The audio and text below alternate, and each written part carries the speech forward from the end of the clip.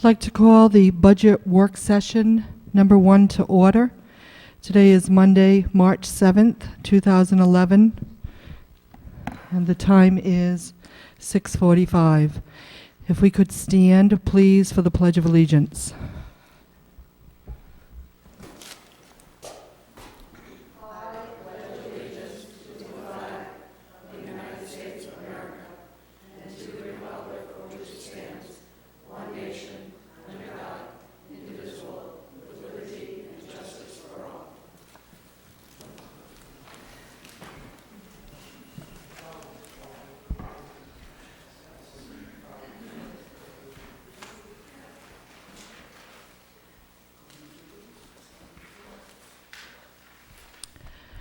This is the first of our budget work sessions. We have one tomorrow night and one Wednesday night, and then we have one next Tuesday, jointly with the school committee and town council.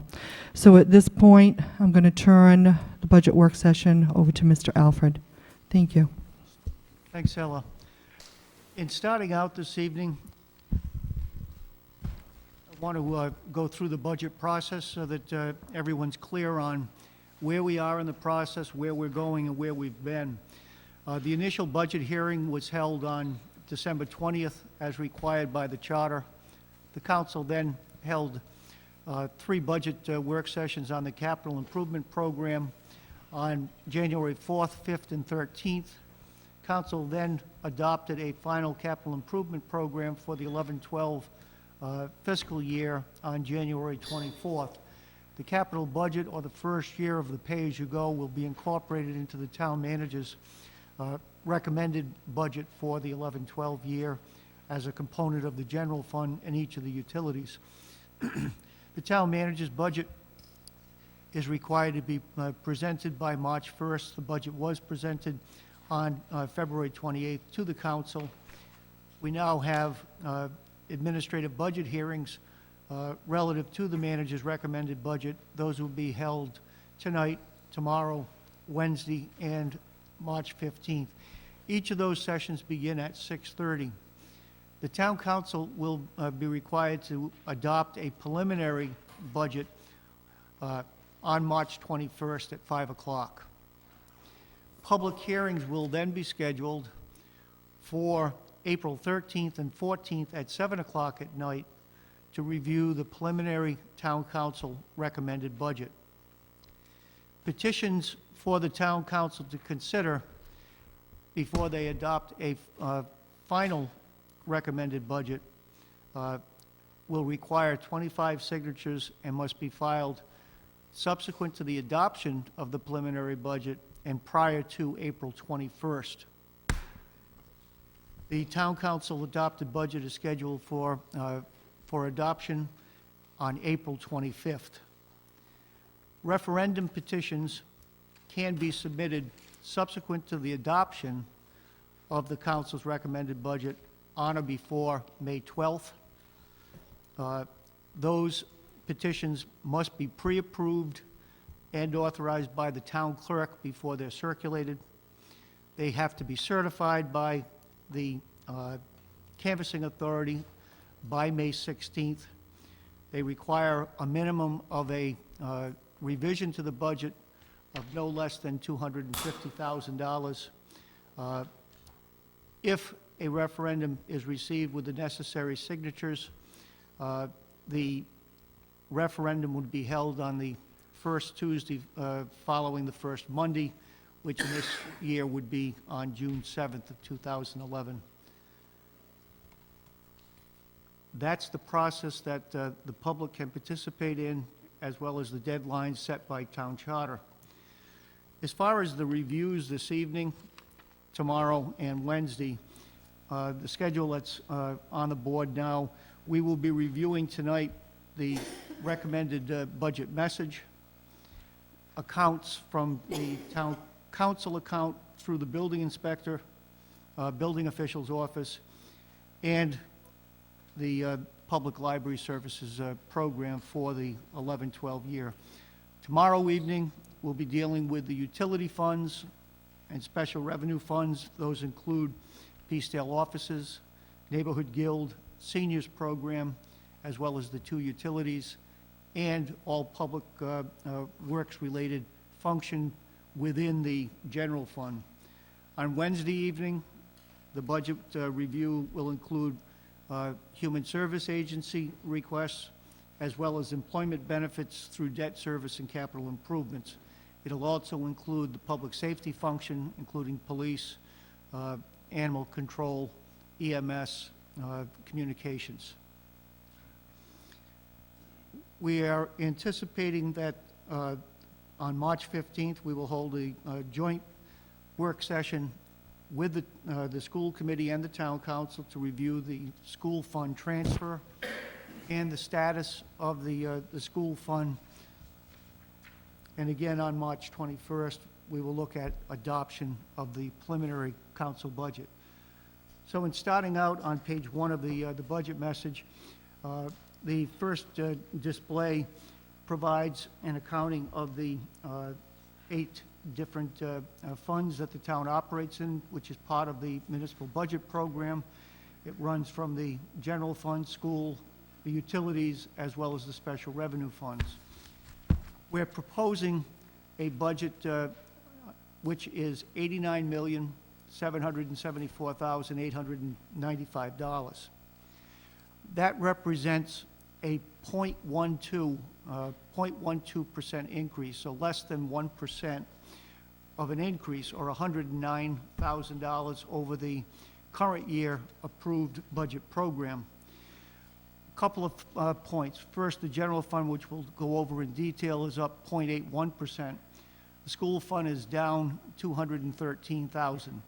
Let me be clear, the revisions that I've recommended within the school fund do not address program. The revisions that have been suggested to the school department, and I believe agreed to by the school department, really look at what cost of services are to be able to provide the program that's been recommended and incorporated into their budget document. The reduction in the wastewater fund is principally related to energy savings. The council has approved and energy improvements have been made with the various components of the wastewater system. It's about $50,000 in savings associated with energy, and the capital program's down by about $50,000 for that $112,000 reduction. When we look at the solid waste budget, that's up about $104,000.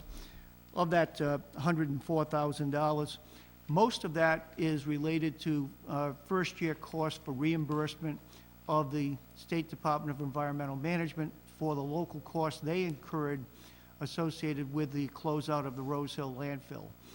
When the town signed into the consent agreement with EPA and DEM, the town was required to reimburse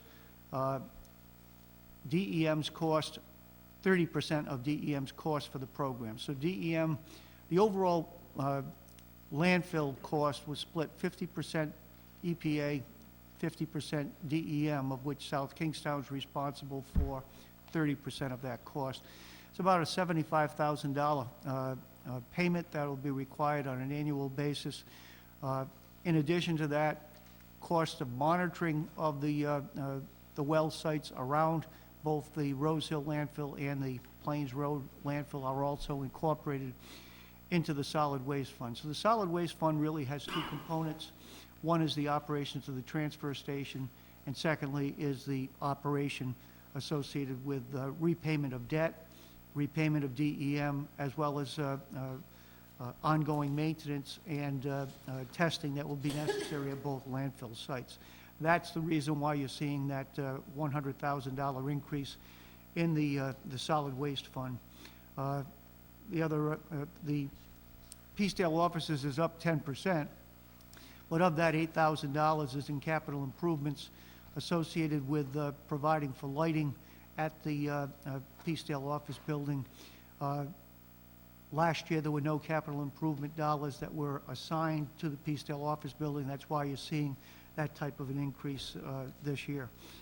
So if we, and please stop me if you have any questions as we move along. On page 2 of the budget message, And what I had up on the board is the expenditure statement for the general fund. Again, what we're looking at is a operating program increase of less than 3%, or 2.9, at $558,000. I would note that about $335,000 of that increase is directly related to employment benefit cost increases in the areas of FICA, retirement, and healthcare.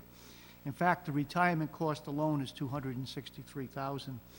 So 60% of the overall cost of the operation is directly related to those fixed costs. The school operations is looking at a $306,000 increase. The $306,000 is my recommendation for increase over the current year appropriation of $47,909,000. The school committee submitted a budget that would have required $770,168 in new property tax dollars to balance their program. Based on revisions that I've recommended, totaling $463,760, only $306,000 is proposed for increase in the transfer to the school funds. We're also looking at reductions in debt service, both at the municipal and the school level. While those numbers look large, understand that the amount of third-party revenues used to pay down debt service is also declining, and we'll go through that as we get to those items in the message itself. Also on page 2 is a listing of the general fund's revenue statement. Again, we're looking at a less than a 1% overall property tax levy increase, $617,587 to be able to balance that program. We're anticipating reductions in prior year tax and penalty. That's not a bad thing. What that means is that our aggressive collection of current year taxes has been effective, and there's less prior year taxes that would be available to collect, as well as penalty. Payment in lieu of taxes, we're looking at about a $4,100 reduction. That's anticipated, and we'll go through that in a little more detail. The other fund transfers, most of this is directly related to reductions in monies being transferred from other funds to the general fund that are economy related. We have less dollars that'll be coming out of open space because real estate conveyance taxes are down, less dollars from education impact fees because there's less houses being constructed, and so too with the recreation impact fees. So with those, we're seeing reductions in the transfers, and those are the dollars that I just mentioned as far as monies that came in that helped pay down debt service that are seeing a reduction in the 2011-2012 year. We're looking at the state revenue program generating about $158,000 more. For all intents and purposes, there is really no increase. There's $160,000 that we're anticipating in motor vehicle reimbursement, which was the money approved by the General Assembly in late June of last year. We did not budget anything in the 10-11 year. We're budgeting in the 11-12 year, and we'll show that to you on a future slide. The undesignated fund balance stays at the same dollar amount. We're recommending using $1.2 million as a means of paying down property tax requirements. This is the same dollar amount that we've had for the last several years. Moving on to the property tax program, the chart shown on page 3 shows that the budget recommendation of $73,372, less the $8.5 million in third-party revenues, provides for a tax levy of $64,857. We then have to add to that amount the $1,348,000, which is the tax overlay. Tax overlay this year is 1.4% of the need. So it's 1.4% of the $64,857,000. That is based on taxes that will be levied in the 11-12 year that won't be collected in the 11-12 year. We're also seeing a small increase, $5,000, in the value of proration. Proration is the tax bills that are sent out subsequent to the certification of the tax roll based on construction being completed after January 1st of any given year. Our tax roll is based on ownership as of December 31 of 2010.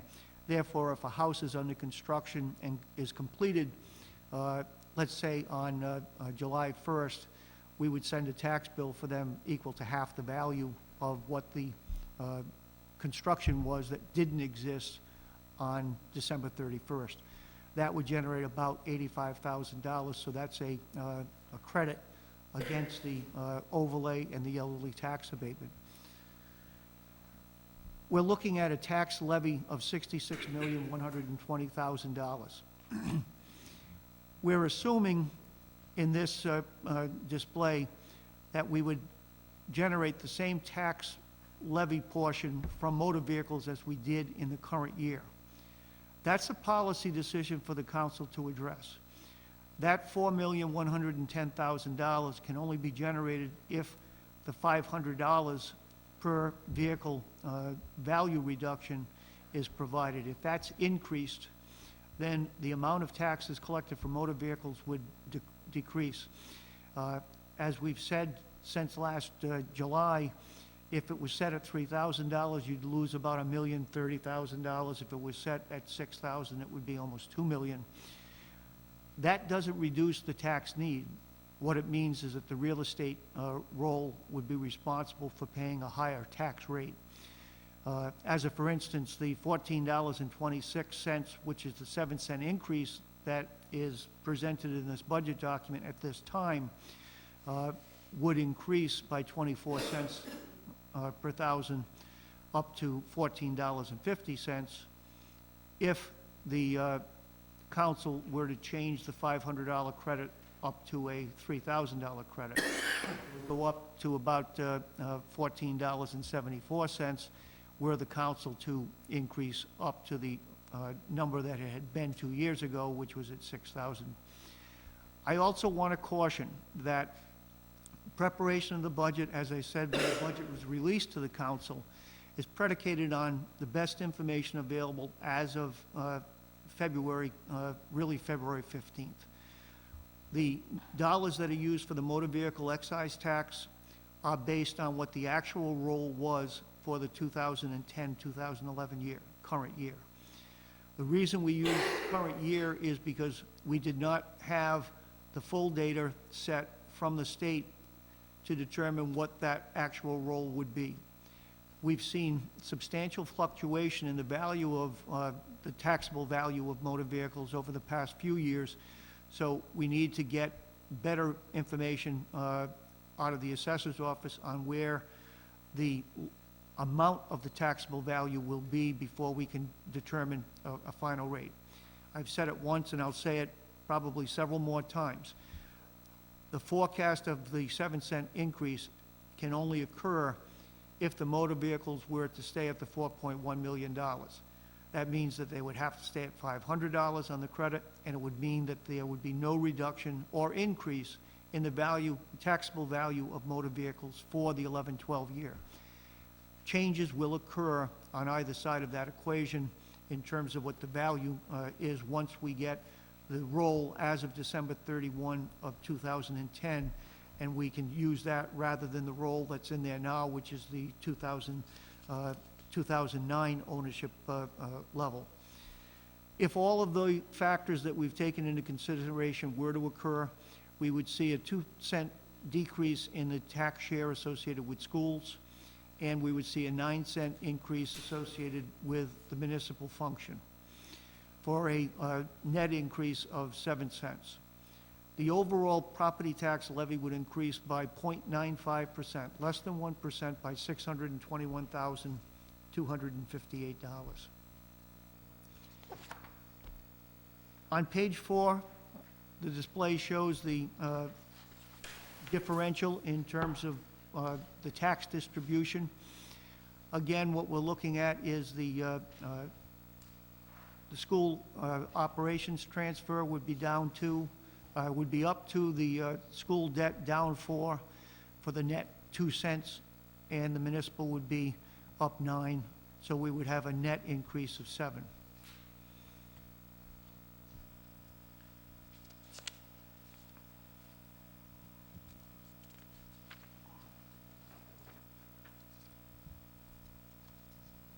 The next chart on page 4 shows the tax levy growth over the past 5 years, and I think this is a very important chart. Once the economy turned on us in the 2008-2009 year, substantial reductions were made in the size of tax effort. We were increasing by 5.25%, which was the cap. In the 2007-2008 year, we increased by 5%. In the 8-9 year, and in 9-10, we dropped that down to a 1.22% increase. We then came in last year with a 1.5% levy increase, and this year we're looking at the lowest of the last 3 years, which would be $621,000, or a 0.95%. It's important to note that the aggregate cap over the 5-year term that's here would have allowed taxes on an annual basis to increase by 4.75%. Our increase overall is at 2.9. Therefore, we've used only 20% of what was available within the cap. 80%, our levy increase is less than 80% of the 3 years ago, of the 8-9 year. So I think we've made substantial progress with staying below the cap. Let me correct that number. The 4.75 is the aggregate each year for the 5 years, and we're at 61% of that cap. So 39% of the cap has not been used over the last 5 years, and certainly a much larger portion of it hasn't been used over the last 3 years. The next chart shows compliance with the property tax cap. Again, as I say in the message, we're not concerned with the tax cap. In fact, if we went to the max of the tax cap, which was a 4.25% increase, we could have raised legally under the tax cap legislation $2.162 million more. It would have required the tax levy to increase by $2.1 million, and also it would have increased the tax rate by about 50 cents. So the tax rate in the 11-12 year could have gone, based on the cap, up to 1476. And we're at 1426 at this point. On page 5, we talk about the property tax growth in the levy. The history is there.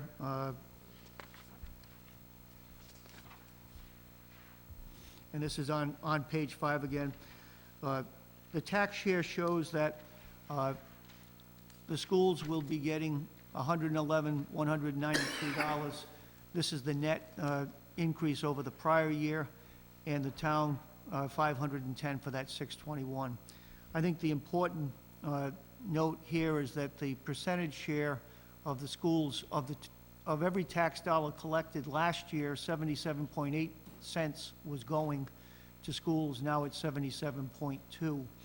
And conversely, the town was at 22.2%, or 22.2 cents for every dollar. Stayed with the municipal program, and that would go to 22.8 in the upcoming year. It's important also to note that the school fund levy increase is $306,408. The reason that you're seeing only $111,000 as the net tax levy increase on the school program is because the debt service, which the council has worked to be able to provide on a declining dollar amount each year to take less property tax support, is down $276,000. And that's offset by reductions in aid transfer, but the overall is about $181,000. So yes, we're down 100 to a net 111, but the school program will be receiving $306,000. The next chart is on the projected property tax roll. And again, I've already mentioned that if you go down to the net motor vehicle roll, we're using the same taxable value, $219,696,000, as we had in the current year for the 10-11 year. That will be adjusted based on what the actuals are. Tracking it right now, it's running a little bit ahead of where it was last year. However, we still have vehicles that have been placed in that preliminary roll by the state that will have to be transferred out to other towns, and conversely, other towns will have to send us vehicles that they received improperly that would have to be transferred. So there'll be both an intake of additional vehicles and an outflow of vehicles that belong to North Kingstown or Narragansett.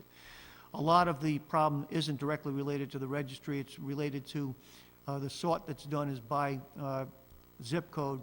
So if you have somebody who lives in South Kingstown that has a zip code which is predominantly North Kingstown or Narragansett, those vehicles may have been assigned to the wrong town. And so we need to work between the different towns to be able to make those adjustments. We are also projecting, as far as the property tax roll, an increase of $20,819,000 on the real estate and tangible property. As I said when I released the budget to the council at the last council meeting, our roll will not be certified until June 15th.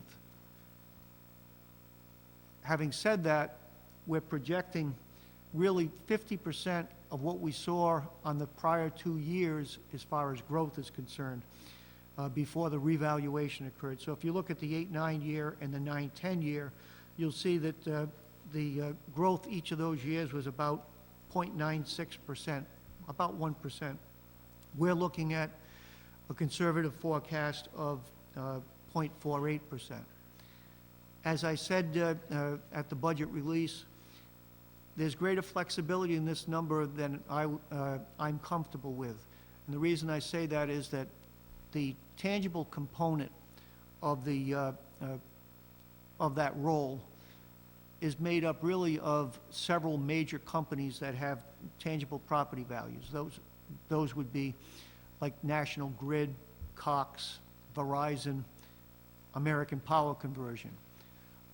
Each of those companies have until March 15th to be able to submit an annual filing of tangible value.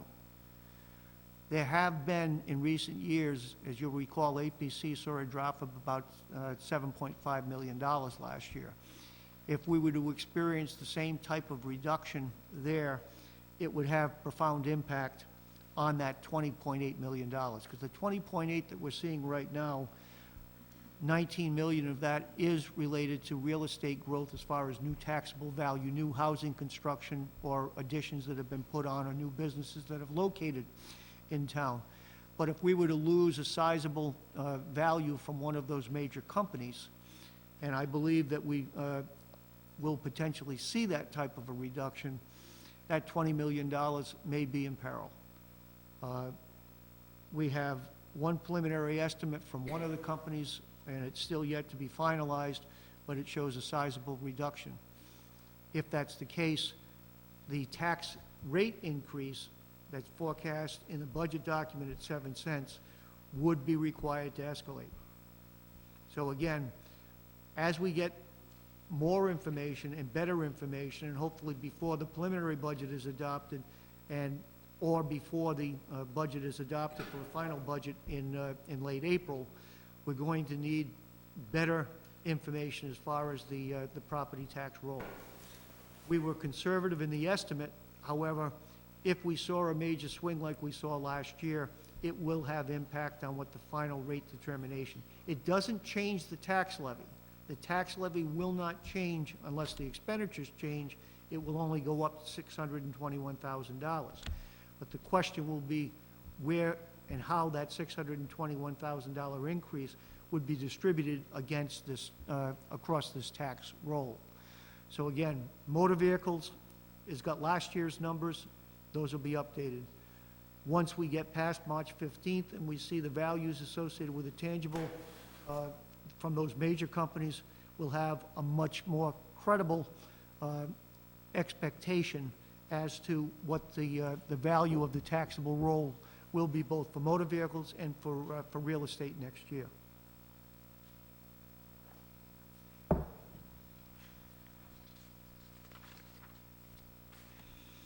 Staying on motor vehicles, excuse me, for a minute, the chart that's presented on page M6 provides a narrative and a history of what the motor vehicle value exemption has been since its inception in the 1999 fiscal year.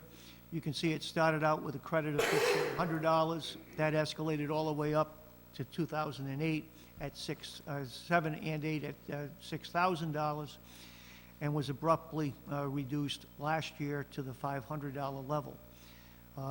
Essentially, we went from about a $1.85 million property levy transfer from the state to accommodate that $6,000 down to $160,000. The bottom chart, which is on the bottom of M6, again explains what happens if policy decision is made relative to the value of motor vehicle credit. The budget that's been prepared is based on the $500 exemption value, because that's the only way I could present an apples-to-apples comparison for you. If I changed that to $3,000, the adjustments would look different in terms of where the tax effort would be. So what we're looking at is that if the $500 were left in place, and the levy would be about $4.1 million. If the credit was put up to $3,000, then we would see that another $1,036,000 would be required to come out of the real estate and tangible property tax rate. That means that that rate would have to climb to $14.50. If the council were to place the exemption value back to its $6,000 level back in 2010, it would mean that you'd lose $2 million in motor vehicle taxes, and that $2 million would be added on to the levy for the real estate, and the real estate rate to generate those dollars would have to increase by 46 cents or $14.72. I want to keep that in front of everybody because there's been a lot of discussion on what the implications are. Also in the narrative, I explained that 15 communities, inclusive of South Kingstown, 15 communities exclusive of South Kingstown, 16 inclusive, had the $500 tax credit in the current year. 11 had values between $500 and $3,400, and 12 went or stayed at the $6,000 level. So at this point, a majority of the communities are below $3,400, and most communities are at below that $3,400 level. I think it's also important to note that the governor's budget is yet to be released. The governor's budget is scheduled to be provided publicly tomorrow evening. There'll be a budget presentation. We will then be able to look at the revenue estimates that we've made for state aid to determine whether or not those that are in the budget document today will stand the test of time. I'm concerned not just with how the municipal aid is addressed by the governor's budget, but more importantly concerned with the impact that it could have on the school fund and the level of state aid to education under the education aid formula. Several things could occur. One is the phase-in period for the formula could in fact be accelerated. If that were the case, instead of us looking at about a $360,000 projected loss per year over a 8-year cycle, it could If it was cut to 4, we would probably be looking closer to $700,000. The school budget, and when we get to it, I'll talk in more depth on it, has forecast that it will see a 5% reduction in general aid, and it will see the $360,000 thereabout reduction associated with first-year implementation of the education aid formula. If the governor's budget, which, when developed, requested each of the departments to submit 15% reductions in expenditure statements, if those efforts are stronger than the 5% reduction, there'll need to be adjustments made within the school fund to balance that budget out. Balancing the budget can come in a combination of different ways. Those combinations would include program reductions in expenditure. It could require additional property tax support as a request from the school committee, or a combination of those two. So until we see the governor's budget, we will not have a real good idea as to what the starting point is with the General Assembly. Again, the governor's budget in and by itself isn't the determining factor. The governor's budget is simply a proposal to the General Assembly, and the General Assembly will have to adopt the budget either with or without amendment. The past practice has been quite often major changes by the General Assembly from what has been recommended by the governor. So again, the budget is a process that will take us where we will have to adopt preliminary and final budgets from by the council, just as the manager did, based on the best information that's available at a given time. Adjustments thereafter may in fact be required.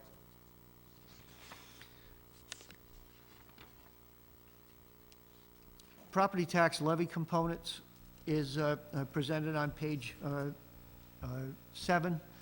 And again, I had referred to this earlier. We need to balance next year's budget $64,857,000. However, we're not going to collect all $64,857,000 in the current tax year. Therefore, we're adding to that roll 1.4% of the need, which is called an overlay.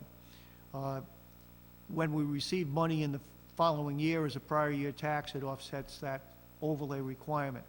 There's also $100,000 that's set aside for erroneous assessments, and $340,000 set aside for the elderly tax abatement program.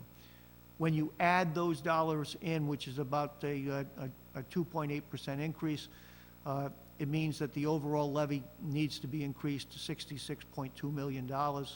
Net of the proration value, you end up with a $66.1 million increase, or the $621,000, again, that we continue to talk about.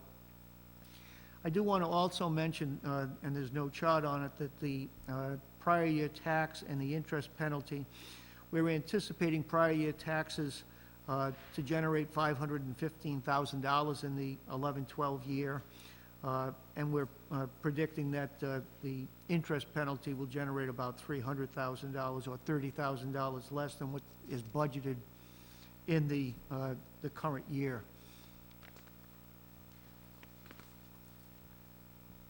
If there's no questions, we'll move on. The next section, starting on page 8 of the budget memo, looks at revenue sources, and we'll run through the revenues. Now, I'll go through this relatively quick unless there's questions from the council. The small revision that's occurring in the pilot payments, and those are the payments in lieu of taxes, is with South County Hospital. With the revaluation that occurred last night, last year, tax effort went down by about $8,000. That's that had to be adjusted for this year. So what we're looking at there is about a $4,000 reduction from what we received in the current year. We also expect to continue to see about $22,000 in federal pilot money, which is for the Truston Pond. We had received $27,000 in the 9-10 year. $22,000 was expected in 10-11, and that's because, again, The assessment value that would have been associated if that was taxable was reduced based on the 17% reduction in taxable property values that occurred townwide.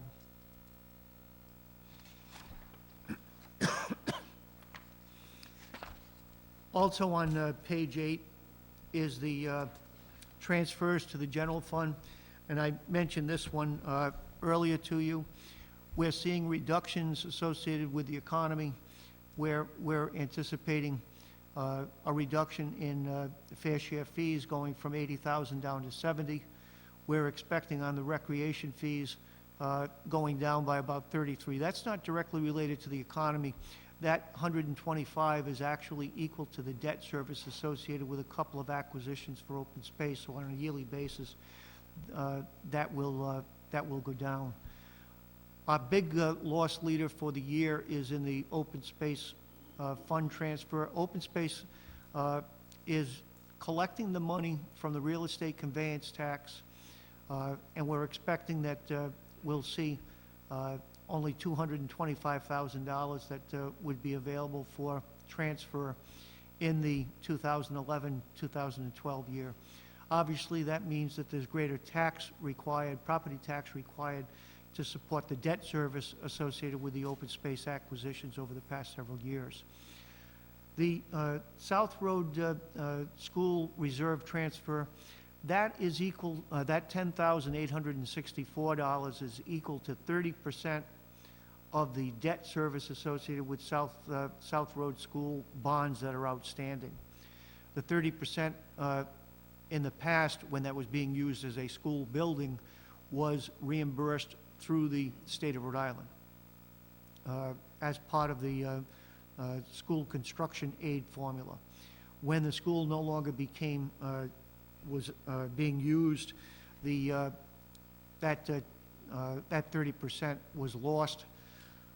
What we do have is a South Road School Reserve Fund, and that's where all of the revenue from the rental of that school over the prior years was placed into that reserve fund. At this point, I think there's about $280,000. 271,000, which is net of that 10,864. And we're expecting another $60,000 in payments through the 17-18 year that will be transferred to that, so that there'll still be about a $211,000, $210,000 fund balance within the reserve fund. That money is going to be important to be available on any retrofits or building improvements that are going to be necessary on that building if it's used for any type of municipal purpose or before the property was transferred to some other entity. Steve, do we know what the fuel cost is, and does it come out of that line? No, that goes through the school operating budget. Okay, thank you.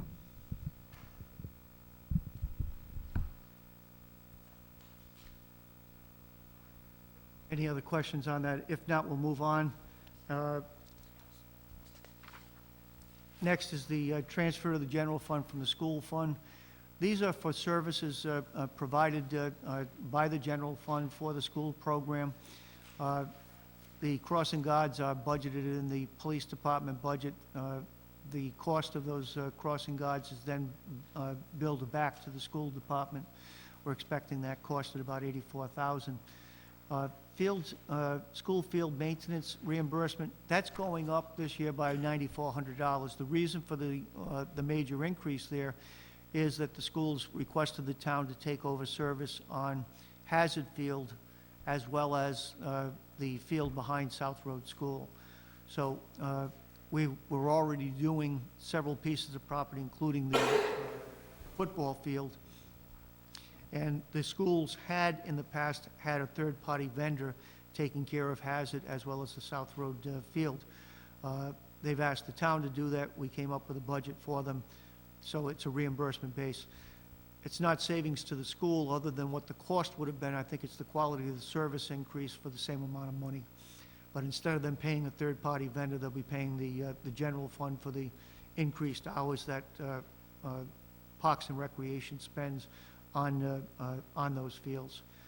The energy savings transfer is to offset debt service associated with money borrowed to be able to do energy efficiency improvements at the, I think, 2 of the school buildings.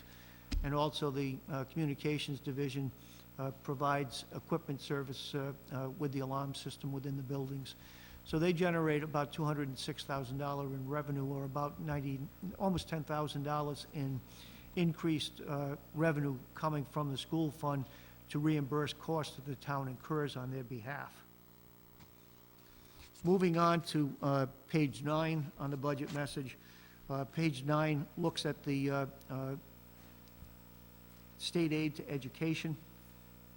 State aid to education, what we're looking at for the 11-12 year is about $111,000 increase over what was budgeted in the current year. But again, in the current year, we did not budget any motor vehicle reimbursement. That program did not appear to have any life left in it at the time that the council had to adopt its final budget. We will receive about $169,000, and we kept $160 as an estimate for the 11-12 year. If those dollars are removed from the state budget, which we'll hopefully see tomorrow in terms of at least the governor's proposal, we'll have a better idea on these revenues. I think it's important to note that the general revenue sharing and pilot, that's $118,000, down from $500,000 going back to the 2008-2009 year. What's left there really is pilot money. And what that is the state provides us with a cost share associated with South County Hospital. And what they've done is, it used to be 27% of the taxable value they would provide us as a pilot payment. That's now down in the current year to 21%. We're expecting that that money will stay in there. However, whether the governor keeps the 21% or whether it goes down lower is something that we'll have to see once that budget is announced and we see the reaction by the General Assembly.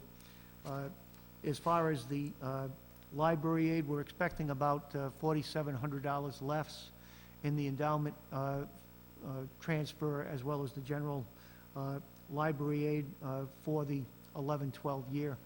The pass-through programs should not be impacted by the state budget woes. And I say that because the Public Service Corporation tax is a tax on the tangible personal property of the telegraph, cable, and communications corporations in the state, because they're tax exempt. And then they're distributed back to the communities based on a per capita basis. So those dollars should be available. The $302,000 is what we received in the current year. We're anticipating that there will not be a reduction. 2 years ago, in fact, the council had complained, and so too had several other councils, that continued to go down in value. The General Assembly passed legislation barring them from being able to reduce it below the 2009 level.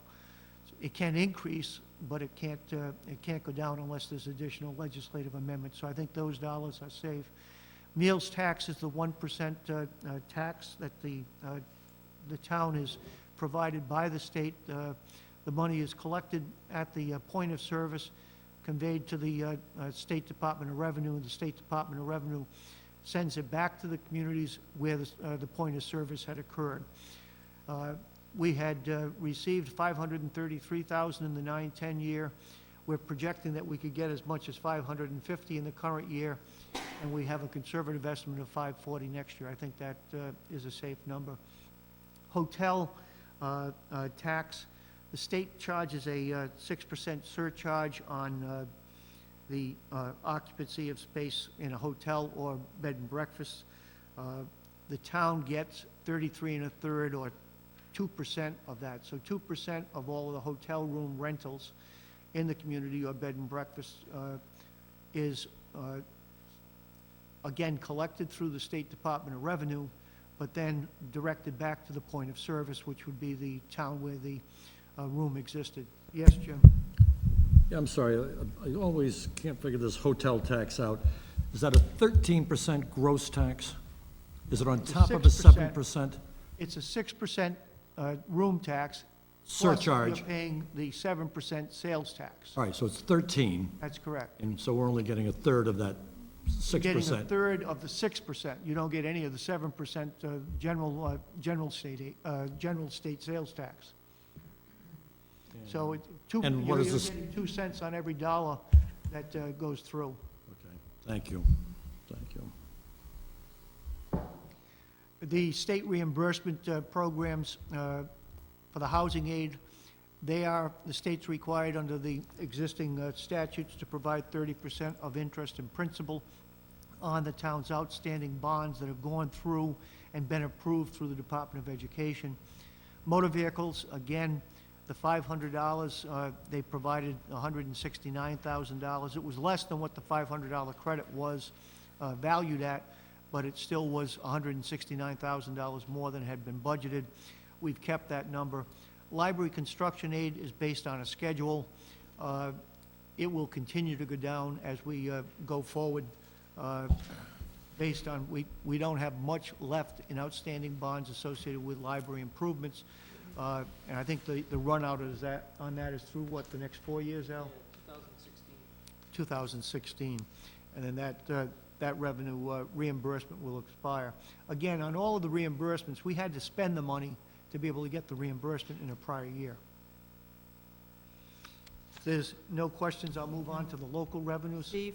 Oh, Changing the tax rules, and reimbursement of schools is always kind of an issue, especially now we have, some of that money coming in from the federal government that just is done. Do you think that in the future that we're gonna see, if there's gonna be more child schools? Do you think this will affect the school housing aid, reimbursement of? And there was, it's been something that's kind of brought out about the charter schools, and that we might use more aid and funding of reimbursement of schools that. I don't think it'll affect the town budget if we have school projects and they go through the state process where they have to be reviewed as a capital improvement program, and if they're eligible for funding, we would receive the aid. The only change, and I'll qualify that by saying, if we take our bonds through the state authority for I forget the name of the, public buildings and education, and higher education, we would have to go through there for the eligibility on the 30% unless that law is changed. In the past, it was just a case we would go through the capital improvement program at the state level, and then you would get the 30% reimbursement. The charters will do the same thing. They will be submitting. What it does is if those projects are approved, if there's multiple projects approved, it's going to increase the state's cost as far as construction aid is concerned because there's going to be more buildings being built. Will it become more difficult because the state has finally started to spend considerable time reviewing the projects before they're approving them?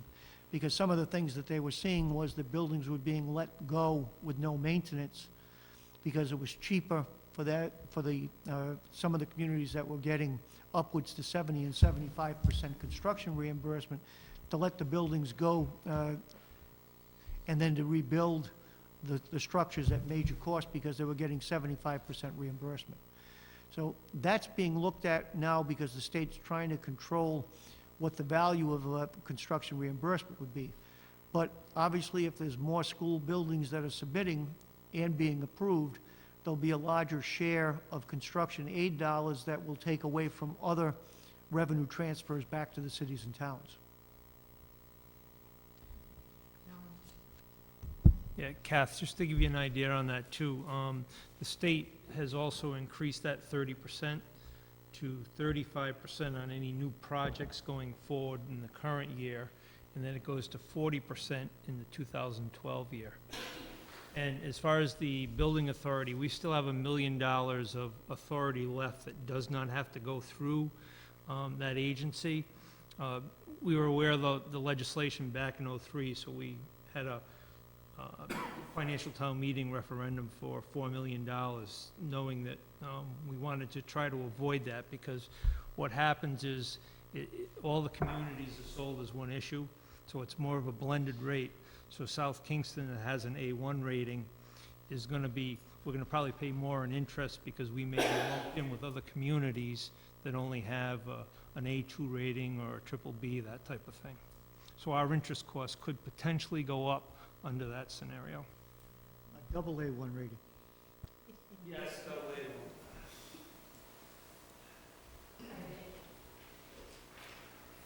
If I said it, he would have strangled me. What, did you want to strangle me? Yes, I do say that most days. If there's no other questions on the state revenue, we'll move on to department revenues, and department revenues start on page 11. The first display shows all of the different revenues, local revenues that are changing by more than $10,000, either up or down. Building inspectors' fees, we're expecting that that will be up about $45,000 over the current year estimate, adopted budget. As you can see, we are expecting this year that we will take in $325,000. It's a conservative estimate at $310 for next year. As we move along, the non-business licenses, which is shown on the bottom of page 11, the major change there is we're anticipating less in recording fees. As the council would recall, with the stimulus dollars and the credits available for new home purchases, we are concerned that the value for the recording in the current year is directly associated with some of those recordings occurring where there may not be as much stimulus to see the sales of property continue. We are seeing good recording fees in the 10-11 year. Some of that is because there's been some major purchases. The nursing facility at South County Commons sold, as well as scallop shells. So there was some major purchases that would have increased some of those values there. But so right now we're forecasting about $360,000, down from $375,000 that was budgeted in the 10-11 year in the non-business licenses. Moving on with the town property rentals. The town property rentals shown on page 12. It's all of the leases down at Marina Park, as well as South County Hospital's rental of space for their parking lots, and the beach, town beach field rentals. And the major item there is the cell tower rentals. There's 8 units now that rent from the town on various locations within the community. We're forecasting, based on the last attachment agreement that the council approved in January, that we'll see about $188,500 in income from the tower rental. Most of that's located as a public services building on Route 1. And that's a $15,000 increase over the current year budgeted amount of $440,000. Moving on, local library aid. We're seeing some reductions in the endowment values from both Kingston and Peacedale. They're down $9,200 from what it had been.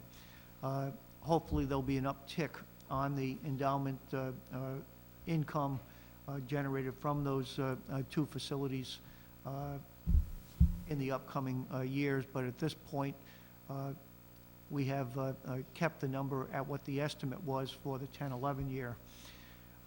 State grants, it's about a $4,700 reduction. We talked about that earlier. Overall, the cost of the library program is up $15,570, and property tax needs to be able to service that program is about $31,335. Moving on, the investment income for the 2011-2012 years projected in the amount of $240,000, and that's $85,000 less than budgeted in the current year. And that is directly related to the rate of investment earnings that are available. Money markets at this point are below 1%. As you can see with the chart that's here, the investment rates were up in the 2007 year almost at 5.4%. And that's dropped now to well below, I think, Alan, what was the latest rate you're looking at? We're looking at 50 basis points is the best rate, and the money market rate is down at .14. So at this point, we're looking at generating about 240,000. As you can see, when you go back to the 2007 year before the bubble burst, we were generating almost $1.4 million in this revenue source, which is now down to less than $250,000. It's a sign of the time. Hopefully, we will start to see the yields go in the opposite direction, and in future years, we'll see that income source come back to a reasonable dollar value. Police Department revenues, we're anticipating about 35,000 over what we budgeted in the current year. The big swing there is that the traffic tribunal, or what the share is that the town receives from traffic tickets that are issued within the community, did not go down to the number that we thought it would in the 10-11 year. We're still tracking at about $85,000, and we're forecasting that really at $5,000 over what we think we'll receive in the 10-11 year, but that's a $25,700 increase over the current year budgeted amount. The recreation program revenues, let me make a statement on this. The statement is that for us to realize the revenues that are here, we will spend the dollars that are in the expenditure statement for recreation. Unlike most departments, the only way we take this revenue in is if we operate the program. So now, if the athletics and leisure services is looking at $191,000, that's only if they run the multiple programs that they're looking to run. If there isn't sufficient participation in those programs, we won't see the revenue, but we also won't incur the expense. The other side of that argument is that if we have twice the participation in a program than what was anticipated, the revenues will be higher, but our expenses will be higher as well. We are expecting that this is the best case estimate of what the programs will do, and we're looking at this providing about a $4,000 property tax need over what the existing year is, which is relatively close to what the most of our budgets are in at the 1 to 2% rate. Recreation is no different this year. Could you just give an example of what the police vehicles by private contractors would be? That's just when they go out on a special detail, like if they're out on Route 1 and you see a police car that's there, we charge that. What's the charge at this point? It's $25 per hour per vehicle. That's We one will- yeah, that we we will would do like that to and see changes on that. increase. With the anticipation of the, some of the major state projects that are coming, there will be considerable traffic control necessary, and that'll be both for officers and for the vehicles, and sometimes they're stationed for as much as 12 or 14 hours a day. At this point, I think we have 2 vehicles that are, for the most part, assigned for that, that type of a duty, and the reimbursement either comes through state or it comes through the construction companies themselves. I didn't know if it was South Kingstown Police policing the area in East Mattoonic. That's a separate bill that we send to Narragansett once a year, and that's $6,000. That goes through the miscellaneous income account. Okay, thank you. Which I think you're going to see. Or we don't have a chart on that one. We've put a, Miscellaneous revenues is the second, yeah. but it doesn't break it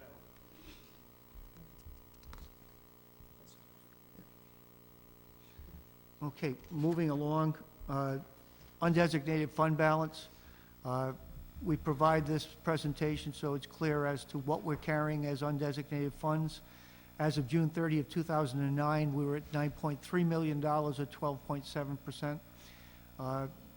The 9-10 year returned a surplus of $1,150,000. However, we used $1.2 million to offset property tax requirements in the 10-11 year. So the undesignated fund balance has fallen to $9,285,000. We're still at 12.76% of the 10-11 budget. The forecast in my budget, reviewing the detail of the expenditure statement and the revenue statement, we're anticipating that we'll see a surplus of $962,000. We're also committing to the 11-12 year $1.2 million. So that will then bring the undesignated fund balance down to about $9,048,000. Obviously, if the surplus is lower, then the value of the undesignated balance will be down. As I've noted in the budget memo on page 15, the Government Finance Officers Association in October of 2009 issued their best practices memorandum on appropriate level of fund balance in the general fund. And what GFOA is recommending is that at minimum, the general purpose government, which South Kingstown General Fund would be, regardless of the size of the government, maintain unrestricted fund balance in their general fund of no less than 2 months of regular general fund expenses or revenue, or 16.67%.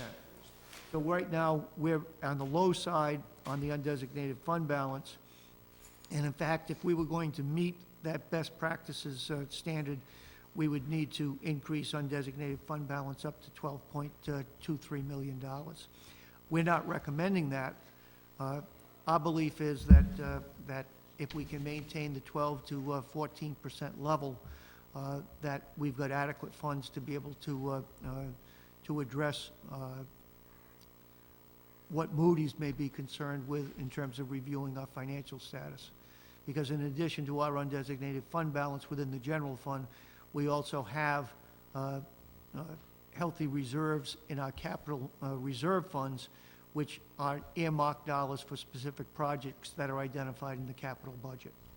So all of those would allow us to be able to move dollars if necessary. So I'm not looking to see that increase above the 12 to 13% range, but I want to see it stay in the 12 to 13% range as we go forward. It becomes a little bit easier as the levy, as the value of the program is only increasing less than 1%.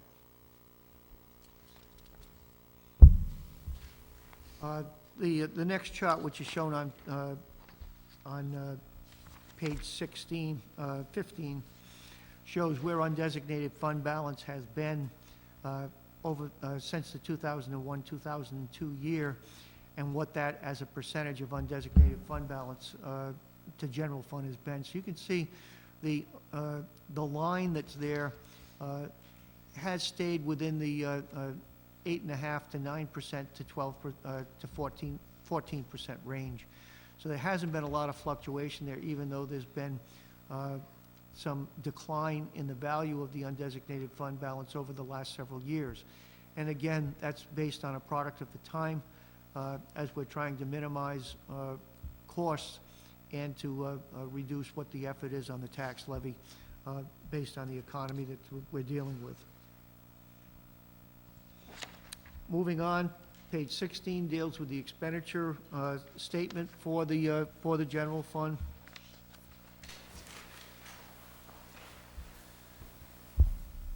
Again, I think that what's detailed here is that the employment services program component is up 6.5%, and that's the $305,000, $250 of which is directly related to the adjustments upward on the pension program.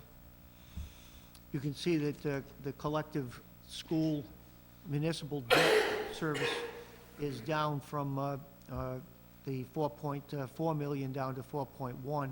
But again, because of the loss in the third-party revenues from particularly the open space program, what we're seeing is that, that the impact on the taxes was higher, even though we're seeing a $293,000 reduction in the actual expense. Moving on to page 17, I wanted to provide the council with a display as to what the last 3 years have been as far as a salary program is concerned. The salary program for EMS, police, Council 94, and the non-organized have all been the same. Zero increase in the 9-10 year, 2.25 in 10-11, and budgeted 2.25 for the 11-12 year.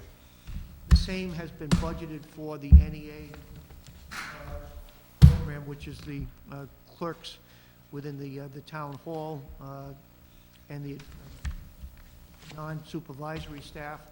That contract has not been completed as far as a new contract, and that we are operating under the contract that expired on June 30th of 2009. However, we did budget in the current year the 2.25, and we are budgeting 2.25 again in anticipation of settling that contract for that, so that all municipal employees would have been treated in exactly the same manner. Page 17 also provides a display of each of the different labor contracts that are in effect at this point. I won't go through those. This chart that I have on the board provides a general explanation on the salaries. As we move on, we'll talk about the healthcare and retirement, we'll talk about the healthcare share, we'll talk about longevity. So I'll move into that as we go along as far as the other components of the other components. That chart is a new chart. It's not in the budget message. It's just a summary of what's on that page 17. The next chart, which is on page M17, I have corrected for the council's budgets as well as for the budgets that are online at this point. I had a $2,000 error associated with overtime. This chart showed recreation overtime at $14,141. It should have been $16,141.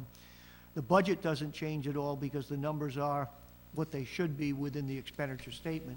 It's just this summary table was short that $2,000. So I've corrected that page. The other correction that I've made is that we reduced one full-time employee in the 2011-2012 budget year. So instead of 167.95, we're at 166.95. The reduction occurred within the library program. We'll talk about that later on tonight. Essentially what we did is we reduced one full-time position and we increased part-time hours to accommodate for some of the hours that were necessary, but we're not bringing back a full-time person, which then saves us as far as healthcare costs are concerned. So I apologize for the error on that chart, but the average salary for the municipal employees is at $52,496, up from the $50,809, or approximately $1,600 over the current year salary level. If we move on to the chart on page M19, this provides a summary of the personnel program cost, all of the costs, whether it be part-time, seasonal, overtime, or full-time, as well as the longevity. We're looking at the overall cost of personnel increasing by 2.6%. We are also looking at, and I've got that detailed as full-time employment benefits. Retirement is going from $726,000 up to $989,000, or $262,000, and that's because of rate increases to be able to provide 100% of the actuarial required contribution for that program. We're also looking at, for full-time employees, a net increase on health care of $20,000 system-wide. That net is also because there's increases occurring in the copay, which is reducing the cost of the health care to the municipality, yet the employees are paying more, and we'll talk about that in a little bit more detail when we get to that section. Life insurance costs are not changed, nor is the benefit level changed. The cost of the employee benefits are raising, principally because of the retirement cost increases. But I would also say to the council that the cost of the retirement percentage fluctuates on a year-to-year basis based on the most recent actuarial study that's conducted for the municipal employees' retirement system. There are good years where we see a 2% reduction. There are bad years where we see, like this year, over a 2% increase. I'll show you what those actual percentage increases have been over the next 4 years as we go further into the narrative. The next display on page M19 identifies the conditions of the longevity schedule. This schedule shows that the cost to the town for longevity in the 11-12 year will be about $341,000. $166,000 of that is in the police department, and $175,000 for all of the other municipal employees. So it's about a $341,000 cost, and that cost has been included in the personnel summary on the prior page. Moving along, as far as the municipal employees' retirement severance costs, we're budgeting $154,000 in anticipation of retirements occurring in the police department, the EMS division, and the library system. That $154,000 would be transferred into the compensated absences fund. At this point, the compensated absences fund has assets of $931,000. This is general fund only. So we've got $931,000 against liabilities of $1.9 million. So we're in very good shape where we've got 50% funding toward the overall liability associated with severance costs. I think it's also important to note that we will charge all severance against the municipal department where that person works. And unless that budget can't be managed in the black, we will not charge off the severance expense to the compensated absences fund. Our objective would be to get more than the 50%. In fact, I think at this point, a target of no greater than 60% should be used, because what we're looking at is in a liability where this would be that if everyone in the town's employment were to leave service on July 1st of 2011, you would pay out $1.9 million in severance costs, which would be accrued vacation or sick leave that each of the employees individually would be entitled to. And that 1.9 was as of June 30 of 2010. So that we'll see an adjustment on that when we do the 2010-2011 year. But at this time, in February of 2011, we've got 50% funding on compensated absences. Most cities and towns do not account for this other than on a pay-as-you-go basis. School departments do not account for this to any degree.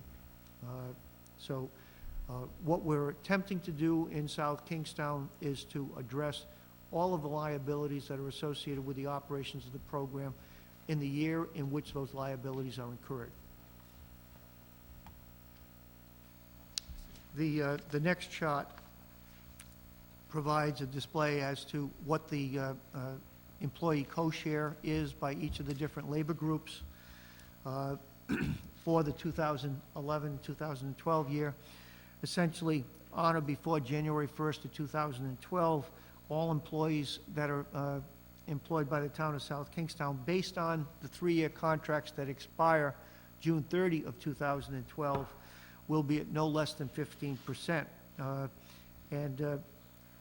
Again, I'm showing NEA there at the 10 to 15% rate. That's yet to be negotiated, but is what we anticipate to settle that contract. The next chart on page 21, actually, let me stop as far as healthcare is concerned. Healthcare, we're looking at a budget of $3,021,680, which is up $49,500 over what the current year is. When we look at the value of the co-share from employees in 11-12 would be about $315,000. The town is also providing funding at the full level of the OPEB requirement. OPEB is the other post-employment benefits. As far as the OPEB is concerned, actually, let me get to that on the next chart. But again, the $49,500 is based on the forecast based on expenses through February 15th. Alan reviews both the school department's expense statement and the town's expense statement and makes forecasts based on what the actual expenses are that are being incurred, looks at what the value of increased cost is associated with upcoming medical increases, and gets estimates through Blue Cross as to what next year's cost will be. So again, we're looking at a very moderate increase in terms of overall expenses associated with healthcare increase for the year. The overall increase of that $49,000 is, I think it's less than 2%. If I move on to the next page, I want to deal with OPEB for a minute, because one of the concerns on page 21, a lot has been said about various municipalities not meeting their responsibilities associated with post-employment health care costs. South Kingstown provided for a actuarial report on OPEB in 2009. The liability associated with the general fund for post-employment benefits at this point is, as of that point, $7.9 million. That $7.9 million, we set up a trust fund 2 years ago. There's been 2 years of contributions to that fund at this point. And at this point, there's $980,000 in asset value against that $7.9 million in liability. The $7.9 million in liability is then amortized over a 30-year payment period. The overall cost on OPEB provides us with an annual contribution. The annual contribution, required contribution, is $796,000. We are making full payment of the $796,000 on an annual basis. So in next year's budget, we will be putting in probably net about another $260,000 that will be going into that reserve fund. When you look at the amortization period that the actuarial study sets up, what we should have is about $800,000, and we're sitting at $979,000. So we're about $180,000 ahead of what the scheduled 30-year actuarial study would say we would need for that liability. I don't think any other community is going to be able to say that they're in the same position. There is no liability at this point that's unfunded associated with each of the utility funds or associated with the special revenue funds, PDOB, Guild, Seniors Program. All of those are on full payment.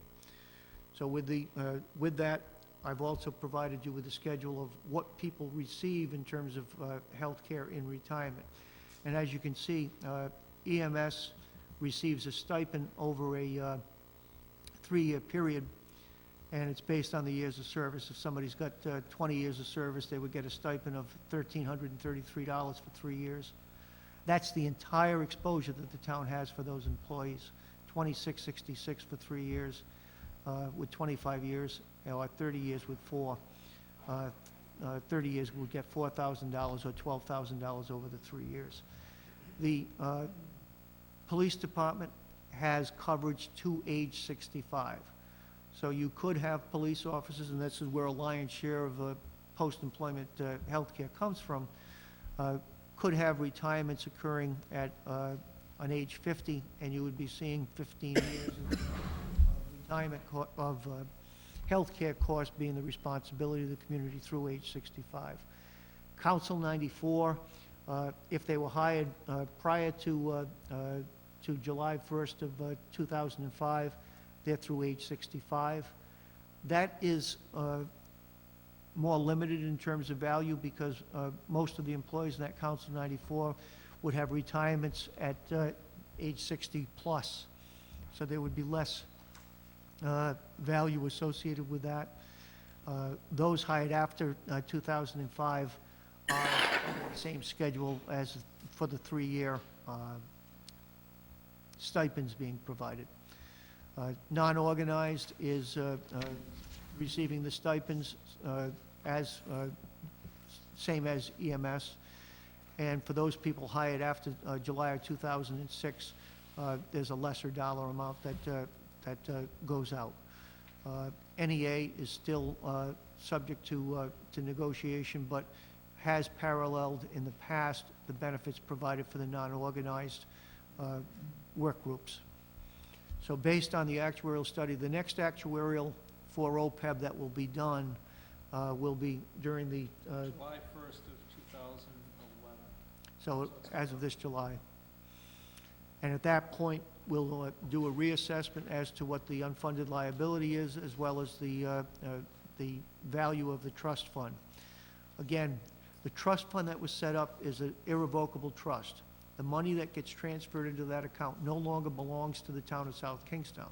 The money cannot be taken out of that fund for any purpose other than to pay outstanding liabilities associated with the healthcare benefit and retirement. At this point, the state is looking at passing legislation to allow either the state itself through the Treasurer's Office or through the Rhode Island Interlocal Trust to be able to administer a trust program. Our trust program, because none existed at the state level, by statutory authority, ours is run through Washington Trust that was set up 2 years ago, Al? Actually, we set it up, we invested the funds as of May of 2010. And it is one of the pleasant surprises as far as, since that time, as of the February 28th statement, so less than a year, and it's earned 14.8% in that time. Now, as of today, that could be out the window, but, you know, at least it's going in a positive direction. Again, what we're trying to do more this year than we've ever done in the past is full disclosure on all of the potential liabilities or forecast liabilities for the town, because, you know, I think the thing that Alan and I are most concerned with is being painted with the broad brush of what some municipalities have not accomplished in this state, and hopefully for the public to recognize that this municipality has taken care of responsibility and has established tax programs that, while in fact they may be difficult to pay that bill every quarter, are in fact an appropriate bill to meet what the services are that are being provided. The next item on... Steve, back to the municipal program with the healthcare and retirement. When you say note 1, 2, and 3, you say up to 20 years in note 1, $1,333 for 3 years. What does that mean? I mean, you're giving them the money to buy their own health care, or is that what it's costing the town to? It can go either way, because many times people will stay under the COBRA requirements. They can stay on the health care plan for, how many months is it now? Well, it depends on the termination, but if it's an employee, it's 18 months. They can stay at least 18 months, and then at that point, they would be getting the stipend for us, that they would have to buy their own health care. Oh, I see. Okay, so that's how you determine the 3 levels, because otherwise it would be a nightmare, it would seem. Well, again, we're subject to the negotiation requirements of state law in terms of dealing with the different unions, and this was the best accommodation that we could agree to and settle a contract. Okay, if we move on to page 22, and this is the retirement system costs. As you can see on the chart, the upper part of the chart shows what the percentage rates of contribution are that are required. The Rhode Island General Treasurer's Office is responsible for administration of the MERS system. MERS is the Municipal Employee Retirement System. We have 3 different groups that are involved in MERS. The police is one program, EMS is the second, and the third is the municipal employees. And this is on page 22. The percentages are based on an actuarial study that's conducted through the MERS board each year. They look at what the asset and liabilities are for each of the individual funds. It's important to note that with MERS, these are individual, independent retirement systems. These are not blended. When we deal with the school systems, the school has a teacher retirement system statewide, and that's blended for all cities and towns. When we deal with the MERS system, MERS are individual, so our liability is limited to the benefits that we've agreed to with our police unit, our EMS unit, or our municipal employees unit. Whatever those liabilities are changes what the percentage share will be of the employer contribution on a yearly basis. The employees contribute, municipal employees contribute 7% of their salary toward the retirement system. The EMS and police contribute 9%. The reason they're contributing 2% more is they have a 20-year retirement plan for a 50% benefit. The municipal employees have a 25-year plan to be able to obtain a 50% benefit. So on a yearly basis, we get a report that shows what the liability is associated with each of our groups. Based on that, the state establishes what the rate of contribution will be. As you can see, the police was 14.39% in fiscal 2009. It dropped to 12.24 in 10. It stayed relatively calm at 12.6 in 11, and then is skyrocketing up to 16.03% in the 11-12 year. Well, why is that happening? It happens for several reasons. Most important is really what the value of the market and the investment earnings or losses that are gained or lost, and which would increase the unfunded liability or decrease the unfunded liability associated with the people in that program. The municipal employees went from the 7.8, and now they're all the way up to 8.6%. The state uses a 5-year blending of investment earnings with the retirement system. So what that does is it's going to provide fluctuation in terms of, it should blend some of the fluctuation that would occur, but I think with some of the major market changes that have occurred over the last 3 years, that's why we're seeing as much disruption in the rates that are shown here. So as far as the increase, we'll see going up to $954,000, up from a budget that was budgeted at $696 in the current year. The next chart I want to show you isn't in the budget narrative, but I think it's an important chart based on all of the information that comes out as far as public employee pension plans and unfunded liability. And again, the assets associated with each of our plans, the police assets as of June 30 of 2009, it had $21.23 million. EMS 2.2, and the munis 43.2. Let me also mention, the Muni plan is including all school employees that are non-professionals, which means mostly the teachers' aides, the custodian staff and maintenance staff. They're all part of South Kingstown's municipal plan. So you've got $66.6 million in assets, and you've got $70.9 million in liability. So the net value is a minus 4.3.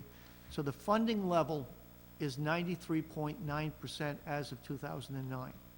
So this had been well over 100% several years ago before the market decline. As the market increases again, I think we're going to see that trend upwards again. So when people start talking about municipal pensions that are unfunded liabilities, where they're 40, 50, or 60% unfunded liability, that's not with the MERS system. The MERS system requires the contributions to be at 100% of what the actuarial value is that needs to be collected. If a municipality were to underpay the retirement system, the state would withhold their state aid by an equal amount. So the money has to be paid in which the year in which the actuarial study says the value is required. That's why you see a 94% funding ratio.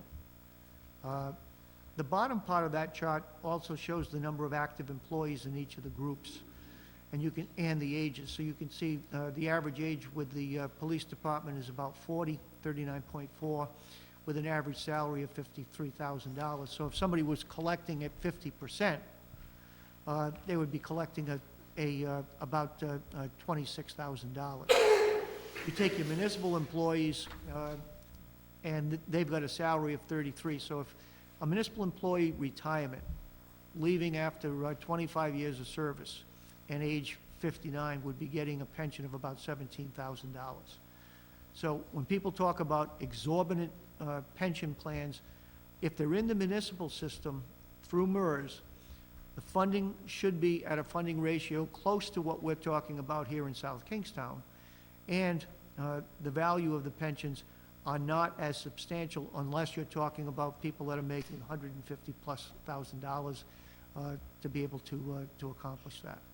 So I wanted to get this information out there again in terms of full disclosure as to where our town stands in relation to a lot of the budgetary discussions that have been heard across the state, principally with some of the major cities. Jim? How many of our cities and towns are members of MERS? I don't have an exact number, but I would say probably 60%, 70%. Most of your large cities are the ones that are not, that are outside of the plan, Jim. And I mean, there's some of the small communities. Coventry has some serious underfunded liability associated with their private plan. Narragansett is trying to work out difficulties with their private plans. But City of Warwick, Pawtucket, certainly the City of Providence, have got some major exposure with the liability. So when we're talking about have to increase the cost, yes, we've got a substantial increase this year, but we've also got about 94% of it funded as of June of 2009. Will that go down with the 5-year blending as of June 30 of 2010? It's yet to be seen what those rates are going to be. One of the other changes that could occur here is if the actuarial assumptions that are used by the MERS board are changed. Actuarial assumptions deal with a lot of different things. One of the ones that has been focus of a great deal of discussion is the investment yield. MERS system uses a 8.25, is it Al? Yes. 8.25 rate of return on investment, and again, that's an average. So certainly over the last 5 years, that hasn't been obtained. Same as the state for the teachers, state workers. Correct. City of Providence, that was just in the headlines, was up higher than that in terms of what their rate of return expectation was. They were at 8.5. We've also got changes that could occur as far as the length of time in retirement. before somebody would expire. As people live longer, the ages, the amount of payout in retirement obviously would increase if the number of years in retirement, collecting in retirement were to increase. Those would change what the liability values would be. But they would be done systemically. It would be across all of the lines. Could it impact us? It could. But again, our funding level is based on us making payments. I think that the town of South Kingstown's been involved with this system since probably the mid-1960s. And candidly, there were several years in the 90s when the contribution rate for both the police, EMS, and municipal was 0. So the employees were paying their 7%, and the employer or the town was paying 0, because at that point, there was more than 100% funding level and no liability associated with the program. So things have changed considerably, but at the same time, it's important to note the differences in the types of retirement vehicles that different communities are using and what the exposure is for future population and for future tax impacts. Was the town always 100%, or like teachers, was there ever a 60-40 ratio decades ago? Teachers had to be at 100% of what the payment requirements were. Again, the teacher retirement is paid with 40% coming from the state and 60% coming from the school district itself. But the school district was required, just as the municipality is, to pay full share, and if they didn't, they would hold back the education aid monies. At one point in time, all three, police, EMS, and munis were well over 100. We went 5 years with 0 employer contribution. But then obviously the market dropped out and we fell below the 100% on the munis. But even with the 5 years at 0, we're still at a 94% funding ratio.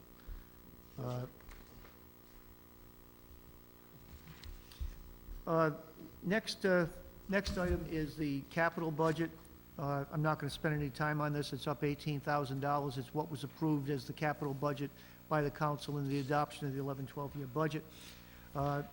Also on page 23 is the debt service.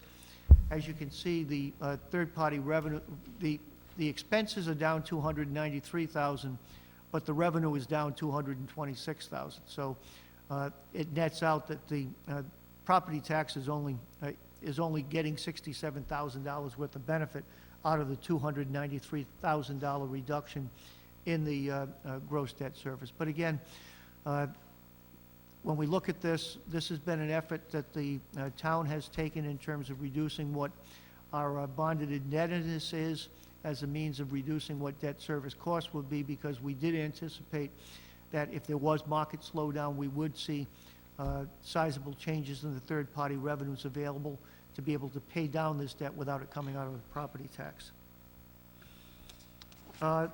Page 24, and we'll spend time on this when we do the utilities funds.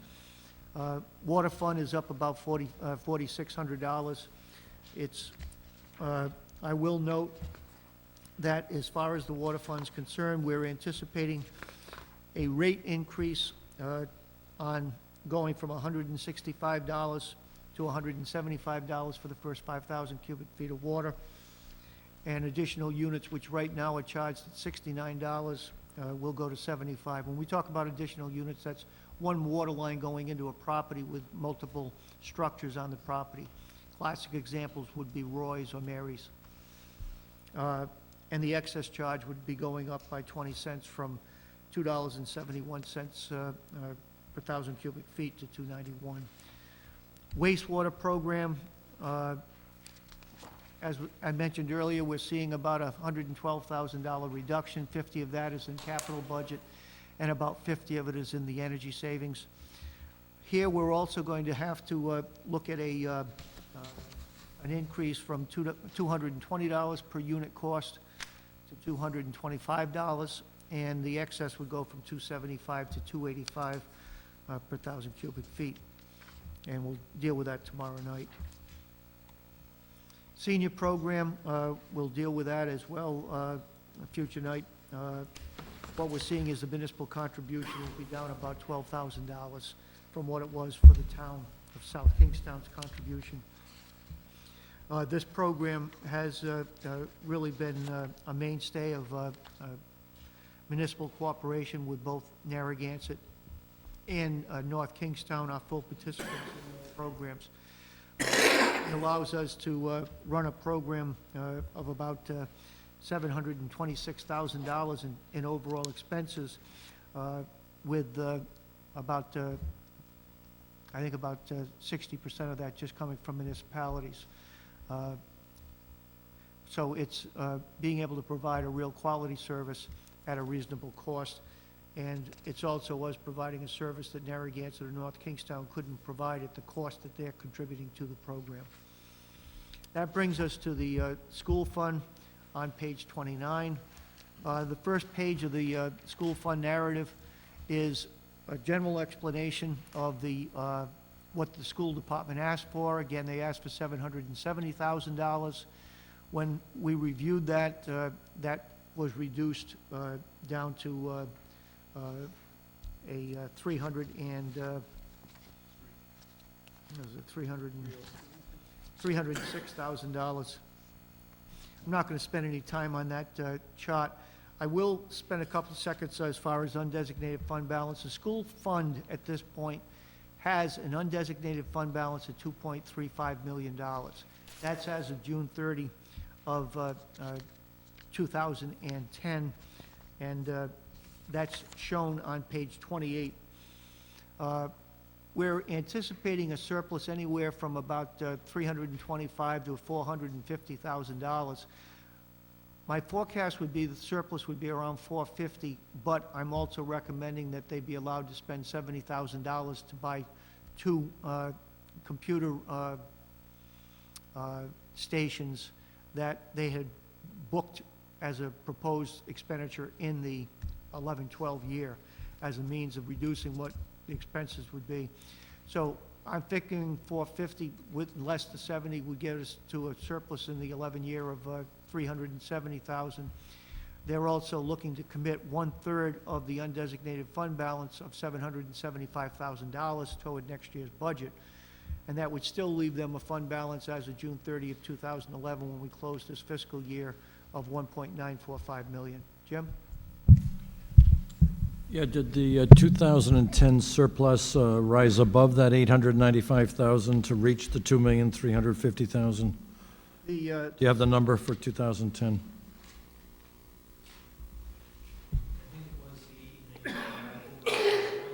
You were tracking around 895,000, but It was 895,406. that was close to a final number? That was the final number. Okay, thank you. 895,406. Thanks.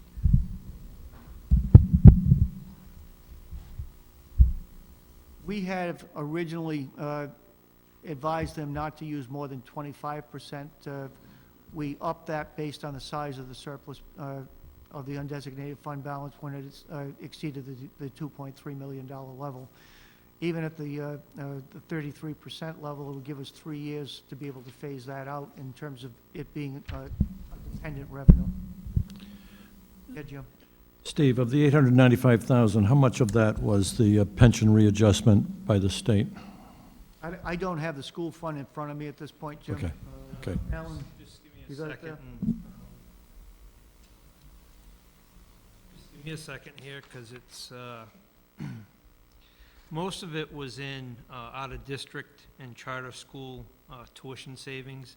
Out-of-district tuition, I know this isn't answering your question, Jim, but let me just attack it this way. Yep. Out-of-district tuition saved about $515,000. The charter school tuition saved about $174,000. The retirement expenses were $802 below budget. However, there was a reduction in state aid that offset that. Oh, so that's how it was. So I can't, I don't have that net number because it involved stimulus and there were a whole bunch. Right. But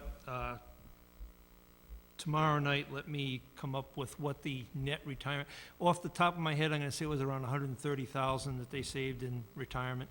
Yeah, I got lost with that combination, and I just couldn't even get close to the Right, numbers. it's- Yeah, You know, I think the two drivers are the out-of-district tuition yeah, and the charter school. No, good, thank you. Okay, if we move on, the revenue statement that I'm recommending for the 11-12 year school fund, let me say from the onset that we accepted the revenues for the third-party revenues that the school department submitted, those being the tuition income, school trust funds, designated fund balance use, Medicaid, and the miscellaneous revenues. I have no reason to adjust those at this point. We had to spend considerable time on the expense statement, and we really did not go through that revenue statement. We also accepted what the school department was suggesting as the state aid to education numbers for the 11-12 year. So as you can see, we didn't change anything other than the value of the property tax transfer. So the state aid to education reductions, they're anticipating overall about $811,000.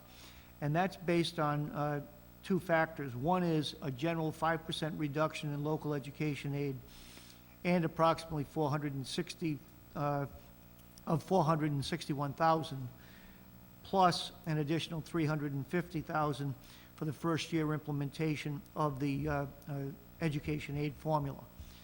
Now, hopefully, we will see after the governor's budget is announced, the numbers that are used to compute the education aid formula for South Kingstown. It's curious to me on why we haven't been able to see the number of students that would be used in the program, why we haven't been able to see the number of children on assisted lunch that are all used to be able to compute the formula. But until that budget's released and we see exactly how they've done the computations, the school department's estimate has got to be used in this analysis.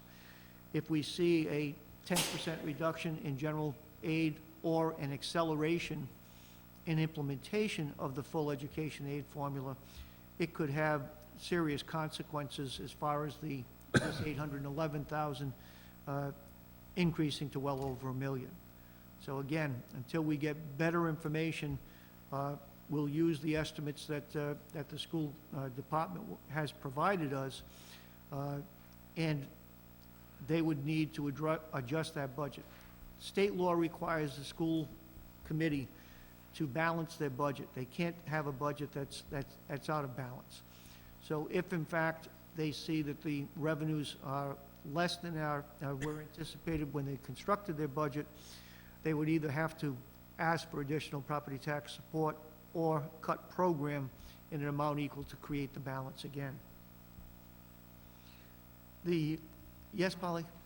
Are they giving us any more than 1 year leeway on getting into that new state aid formula, the full state aid formula? The state aid to the education? Yes. They would only be giving us 1 year because the tax roll, taxable property as a percentage of the overall tax roll statewide is going to change every single year.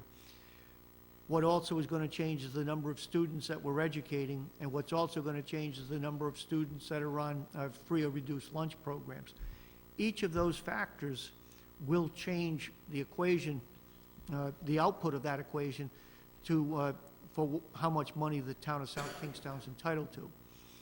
Once the first year of the 2009 tax roll is used, we will have a smaller proportion of the state overall taxable value. That may push that number down, but the fact that we lose student enrollment will drive the number down.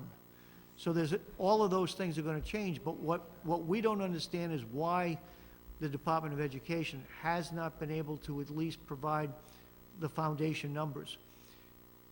If all they have to do is to drop in what the cost per pupil is that they're going to use for the core education costs, then the formula, because we certainly are going to work through the formula to make sure that we agree with the bottom line. Our concern is also that based on the problem problems that are occurring in the inner cities, that there is a movement afoot to revise the education aid formula to reduce the number of years before it's been fully implemented. When it was passed last year, it provided for a phase-in so that we would, if we were going to lose $3.6 million in aid, we would lose over a 10-year period $360,000 a year. It would be each and every year. If they were to change that from 10 years to 5 years, you'd be at $720,000 a year. The reason they would look to do that is to try to provide a larger revenue stream going into the urban school districts that are operating in deficit positions at this point, and use the argument that because you have an undesignated fund balance, you don't need the money. So we have to wait and see. Whatever the governor says is still going to be subject to substantial review and dialogue at the General Assembly level. So again, we're probably not going to know the bottom lines until we get till late June. But again, we don't have the luxury of not being able to prepare budgets on the same schedule that the General Assembly is going to react on their budget. Yes, Jim? Yeah, I've been trying to follow the population numbers, just reading newspaper reports. Back in October, I saw 148,000 kids statewide, then we're down to 145. Recently, I've seen 140,000, but you can't get a number from the department. Those are simply newspaper reports, but they did say that we're well above 50% now for the free lunch category statewide. So I guess. And secondly, schools to balance budget. Now, does that include going out in the debt markets, borrowing some money and stuffing it in there at year end? Our school system? Any schools, no, statewide, No school system has the ability to borrow money. Borrowing is based on full faith and credit of a community, and it must go through a referendum that it can be done in two different ways. The town council could approve it as long as it's within 3% of the assessment value of taxable property in town, or it's done through a referendum. We would traditionally, in most communities, would go through a referendum to prove that there was public support for the bonding that had to occur. But a school district can only request the municipality for the approval to bond money. But the bonding can't be done to pay operational costs. not directly, but I was just looking at Providence, who's forecasting a $40 million school deficit. Can the municipal, those in charge up there, can they actually use municipal assets, move them over there? I think that's yet to be determined. I think they're on a course that no one has seen so far. Right.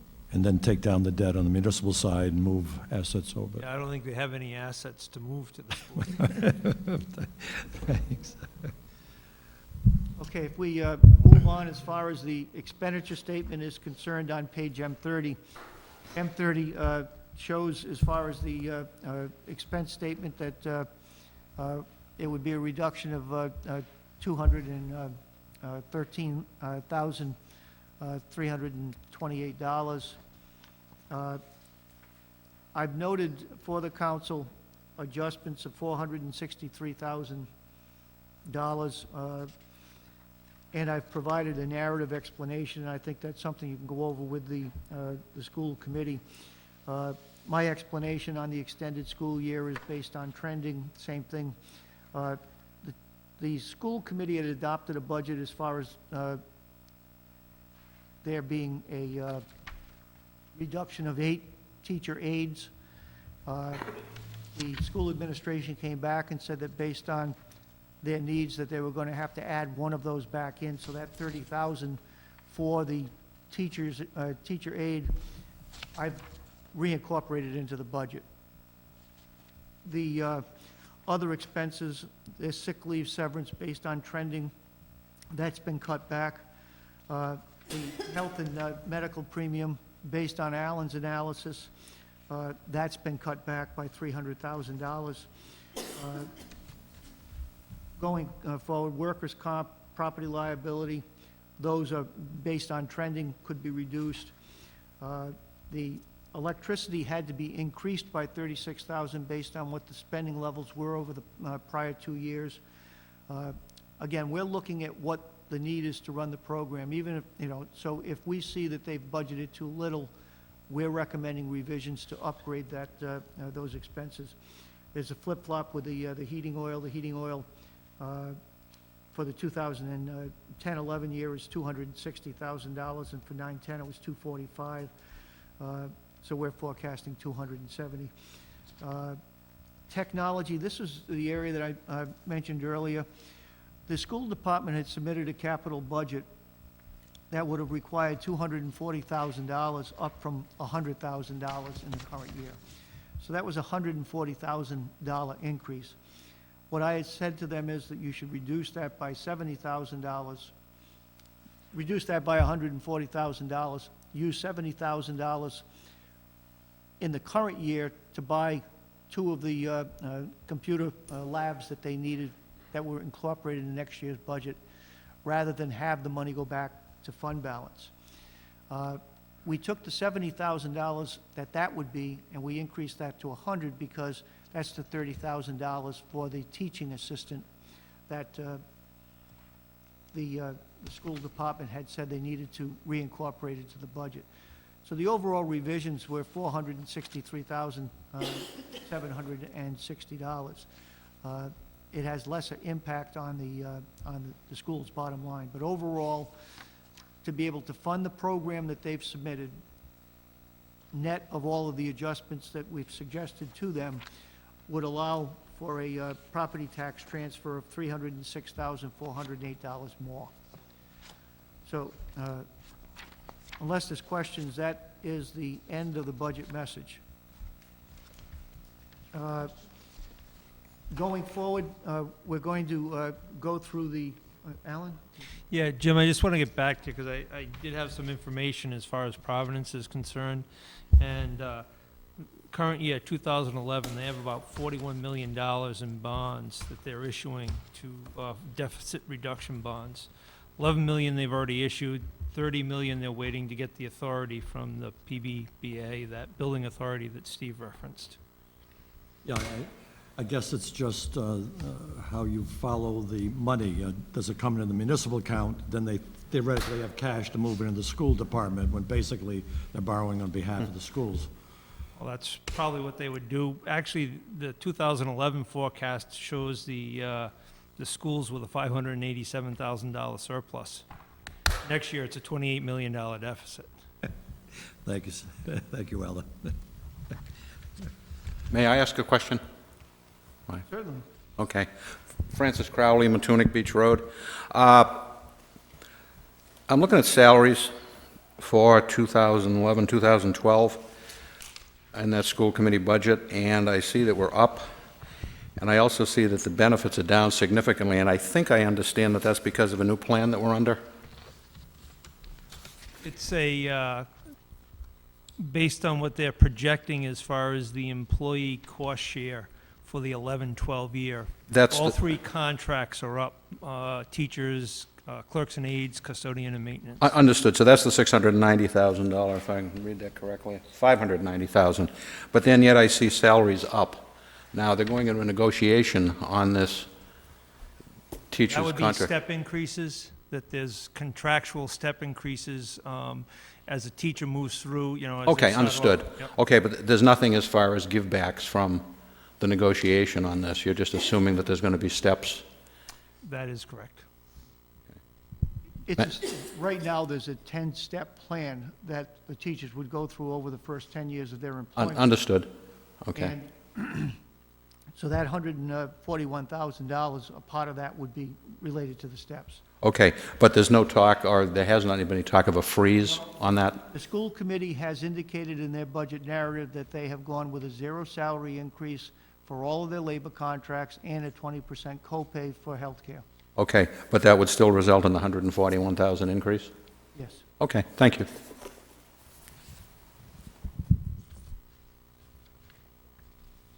Okay, if we're going to move on, you're going to be looking at 2 different sections. If you go to the general fund narrative, page N1, you're going to be looking at the tab that says general fund, which is the actual numbers itself.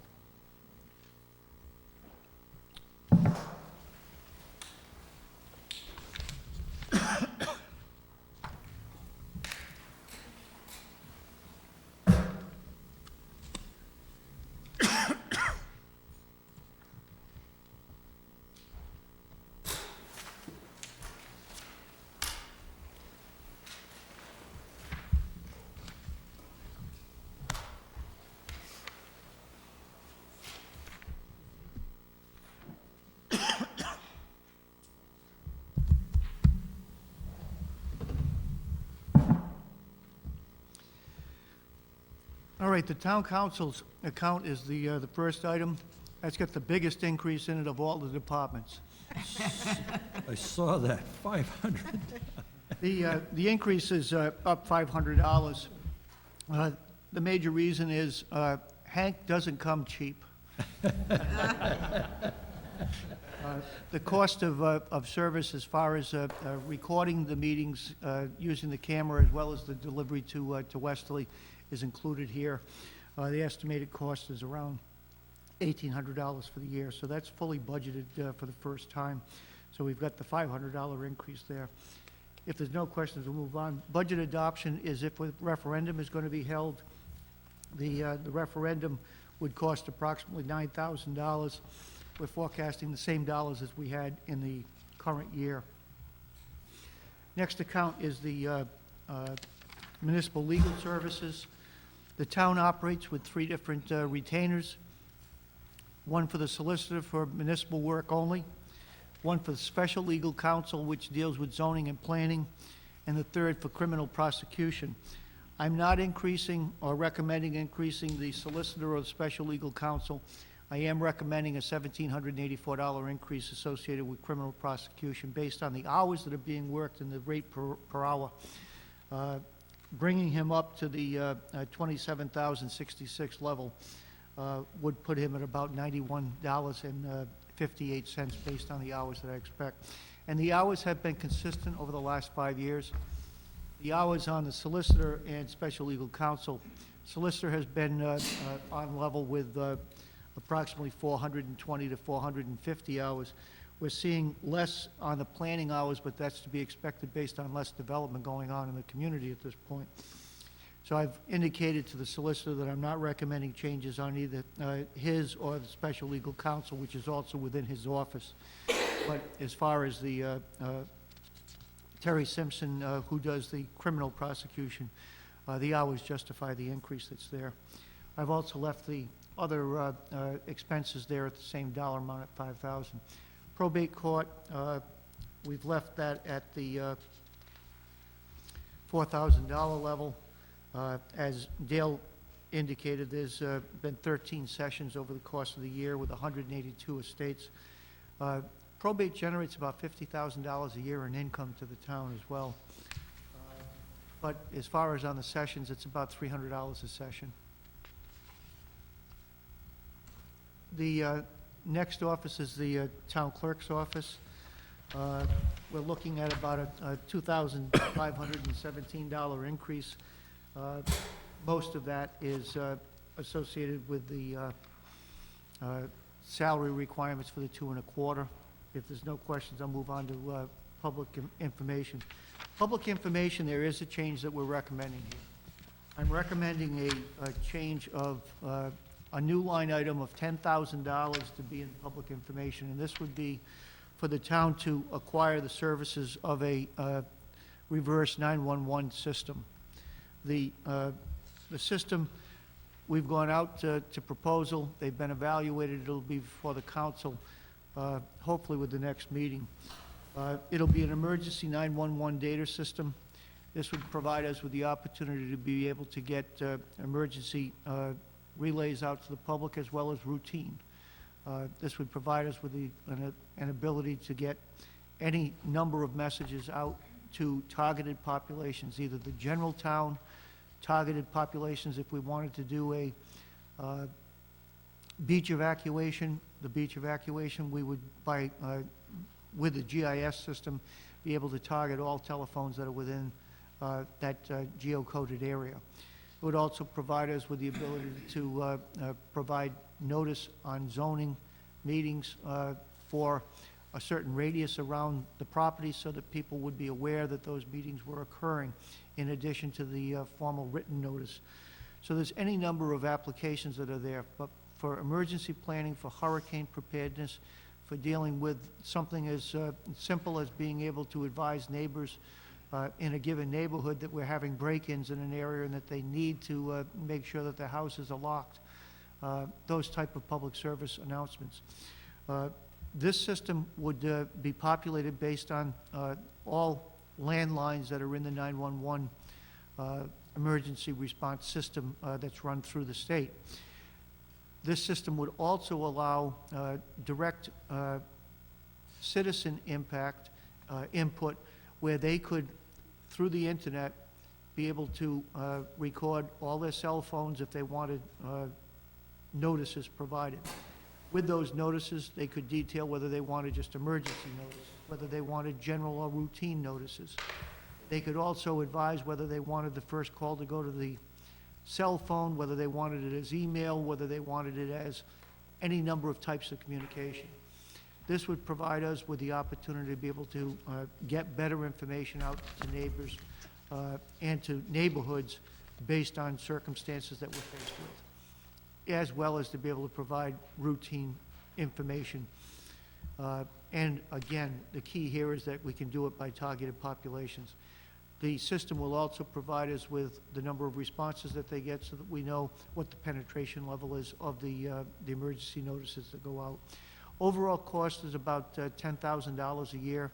I've budgeted the $10,000 here. I think it's something that most communities have. School system has a system now for emergency notification, principally used for school closing or for other purposes. We looked at the combination of that, the system that we're looking at. We're hopeful that the school department will be able to consider at a later time to join our system. Theirs is really an education program that doesn't have the same versatility that we're looking at. The other thing too is that we do not want our numbers, the numbers from the school department, if they've been given by parents, for people to think that we are getting access to those numbers. This will be an opt-in system that people would use other than on the landlines that would be known based on what 911 has in its record banks at this point. So with the GIS system, as well as the citizen buy-in to the system, we think it could be effective for us in dealing with just with both emergency and routine needs for communication with the general public. So we've included that there. If that item is not something that the council is in favor of, that budget could be cut by $10,000. We think it's something that's appropriate based on the technology that's out there today for us to be able to get immediate response. When we had the problem with the water being necessary for boil, we had no ability to be able to get that information out. We went to the school department used its numbers, but its numbers were limited to those that are part of the school population. This would allow us to be able to get that information out on a timely basis. Andy and I think, spent 4 hours in here contacting stores, nursing homes, advising them of the concerns that the health department had. With the use of this system, we could have done it in as short as 10 minutes. And we would have had a record as to whether or not people in given areas didn't get contacted, and we would be able to then re-canvass that area. Questions? Yeah, explain again to me what the reverse 911 means. I mean, What it means is that you've got a telephone database of every telephone number in town that's a landline. And we can send messages out to them. 911 gets the number, they see who you are. right. This is where we're taking what they would see as your number and being able to send it back out to you. So that's why they call it reverse 911. So you could send, like, the school sends a message, like if, 2 hours delay because of snow. Correct. So it would be something like that. You'd We be could- calling we- the houses? We could send a message as simple as the taxes are due on February 1st, Yeah. and you need to pay them on a timely basis, if people wanted to receive that message.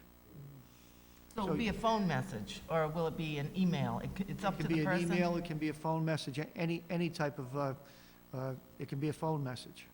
So you'd have all different ways of like texting, and is somebody going to be doing this? Do you have to hire, It can do texting as well. so you'd have to hire people to implement this, or the staff would just learn? No, it's a third-party vendor. What we would do is we would have somebody who would record the message, or be able to provide them the text of the message that would be given, and then the message would go out. We also see this as a possible use by our fire departments as well. So, the system that we're going to recommend to you has the greatest flexibility to be used for as many different purposes, with the ability to do targeting. And I think the beauty of the system, too, is that it can be used by the people as much as they want. If they don't want to have contact, we won't have their cell numbers. If they want to have contact, we will have the cell numbers because they can opt in. If they want to get contacted at home first and second by cell phone, if it calls the home and there's no pickup, it would then dial the cell phone, or vice versa, depending on what the people want. Steve, the system that we have currently in place, does it have the capability to have a family register with the state if they have a person living in the house with a disability, maybe a child with autism or blind or wheelchair-bound, any kind of a disability, to register with the state and then transfer that information so that when a 911 call comes in, our town people realize the situation that they may be going into? That would be a different database, because the state health department would be maintaining that type of information. That's conveyed to us for, during emergency conditions, that public safety gets the listing of those individuals that may need the assistance. But it's not one, I think, from confidentiality. That's one of the problems, is that, you know, you really can't populate this system with, say, the school department's numbers without their permission. I know this was an article on Patch.com a few weeks ago, and some websites were linked from one of the people that works for Patch.com that put up some state websites for families to register with the state. So, and I was told that that information could be relayed back to the town. So that's why I'm Well, asking. I'm saying the information does get relayed to the police department through the EMS, through the EMA function. But how the information would be used by the town, unless it was an evacuation, we wouldn't be looking at physical handicap.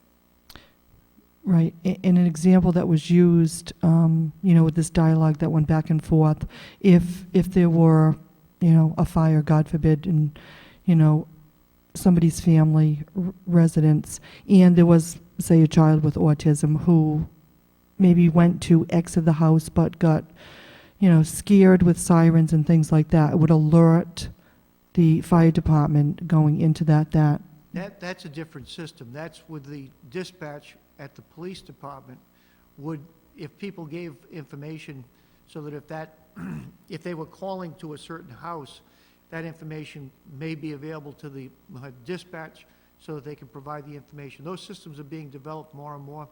Fire departments now have access to know the building that they're going to as to what the chemicals are that are stored inside.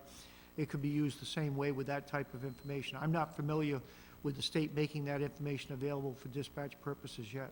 Okay, thank you.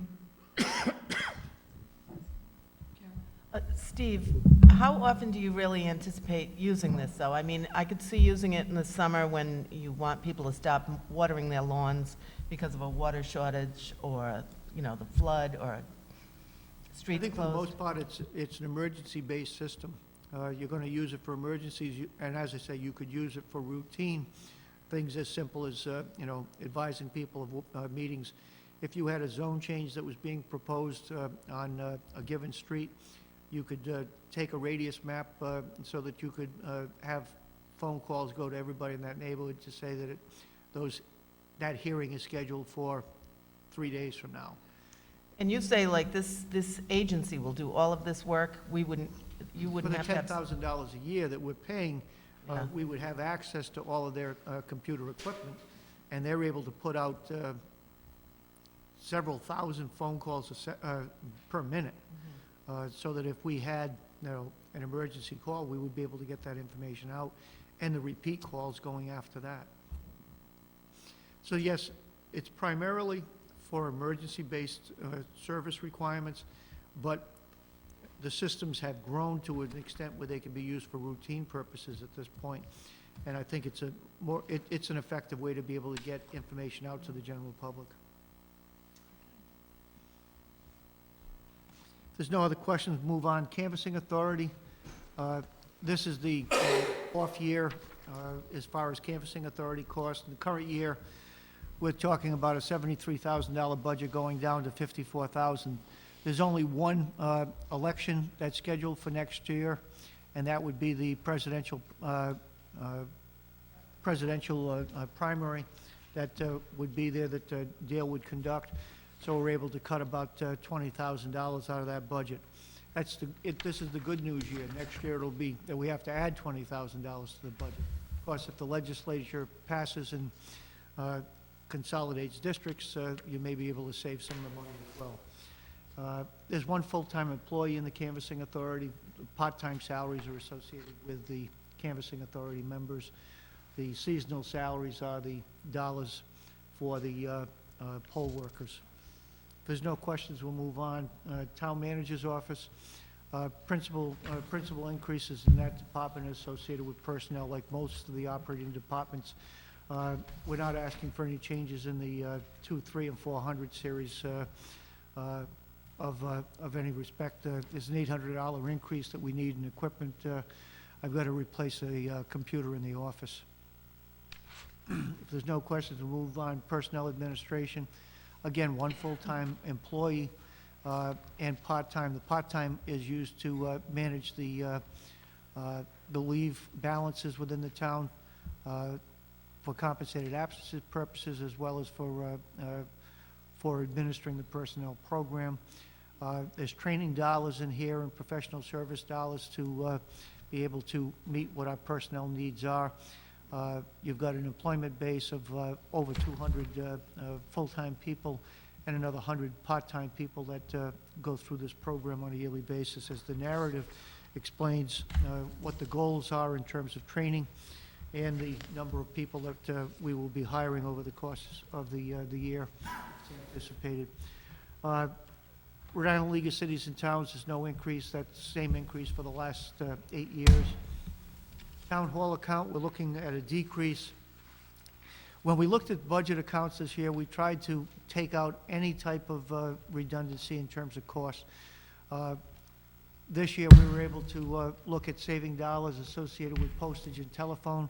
It's about $11,000 decrease that's there.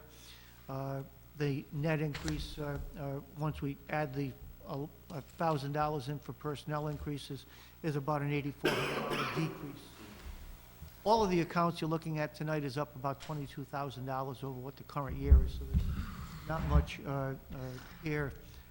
Finance Department's up $9,000, of which all of that is associated with the personnel function within that department. Tax Assessor's Office up $4,960. If there's any questions, we can go over it. Certainly, if there's a department to be scrutinized, it's this one. Steve, could you tell us what page we're on? Looking up. Any idea what page we're on? As far as, you're asking where we are on, Yes. we're on page N12. And you're on page GF7. Well, at least they're not TMDLs. Thank you. In Gene's narrative, he also provides the council with, I think, some good information as far as what the value of the elderly tax abatement program and the veterans exemption, as well as farm forest. So that narrative's worth taking a look at. Assessment Board, there'll be a reduction this year because we're through the revaluation year, so there should be less hearings that will need to be scheduled. Zoning Board, Planning Board, and the Assessment Board of Review are compensated at $20 per member per meeting. Information technology, again, one employee in the department right now. There will be a second person. As the council's aware, Steve Beatrice, who was our admin's administrator, left the employ of the town as of January. What we've done is we're replacing Steve's position with a lesser position, one that can take care of the fixing computers, printers, and doing some of the nuts and bolts works as far as keeping the hardware working. That allowed us to reduce the salary by about $25,000. Then what I did was I moved the savings of the $25,000 into the professional services. Admins is a proprietary software program. Mr. Beatrice will continue to work as a third-party consultant to me on any of the work that I need done that's on the admin's base. So overall, we end up with about a $5,800 increase. And what we've done is to take salary dollars and redistribute those in the professional services account so that I can continue to get specialized computer software work in the admin's program. GIS, Carol's the sole employee there in the department. We haven't looked to replace the second full-time job that was not funded once Jason Catelli left us. The budget's up $1,174.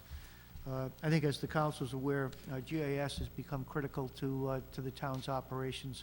It touches most municipal departments at this point, and certainly is becoming an expanding database that's available also on the web base for the general citizenry to be able to use. Moving along, post-audit is the cost for the general fund for the audit. Alan's not seeing any increases for the 11-12 year. They'll stay at about $22,275 for the year. The other departments are listed there. Overall, the audit cost about $44,000. Planning Board, we're recommending level funding of $4,600. That allows for the 7 members about 234 paid meetings. The Planning Department, again, we continue to reduce the professional services that have been up at $15,000. The professional services are now down to $4,000. Again, it's the economy. What we're trying to do is to reduce what the overall costs are in each of the municipal departments.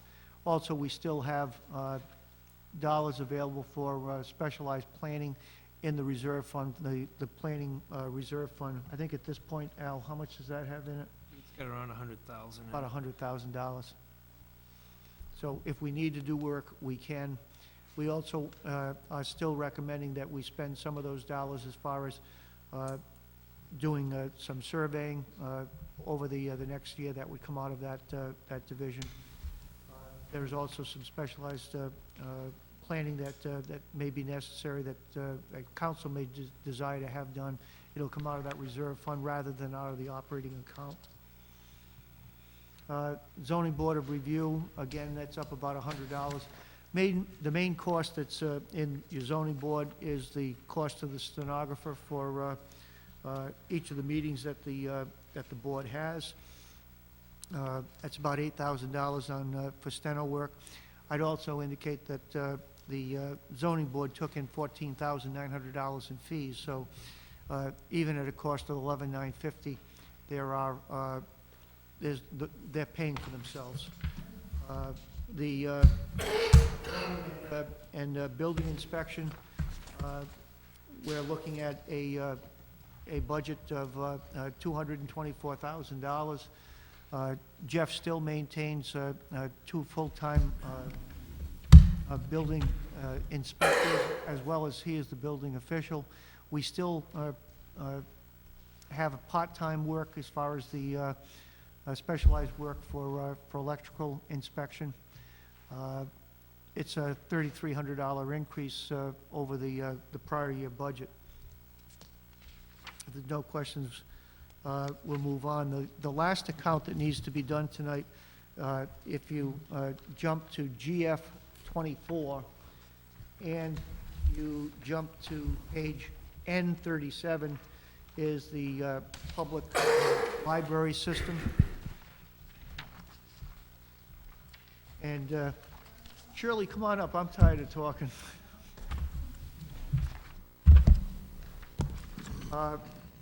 One thing that's not in the budget message as far as the library system is that, as I mentioned to you earlier, we had a retirement of a library circulation supervisor.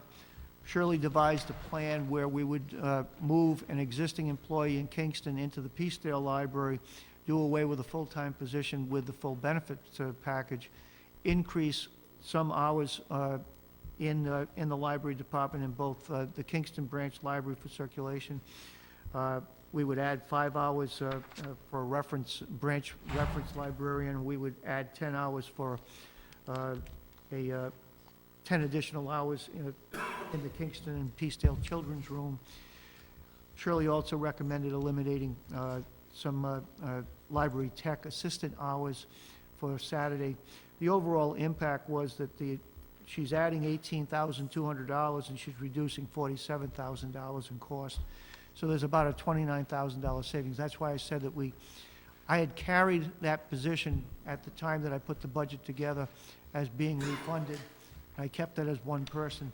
Once I authorized this to be done, I had failed to take that out of the individual personnel sheets that the council received.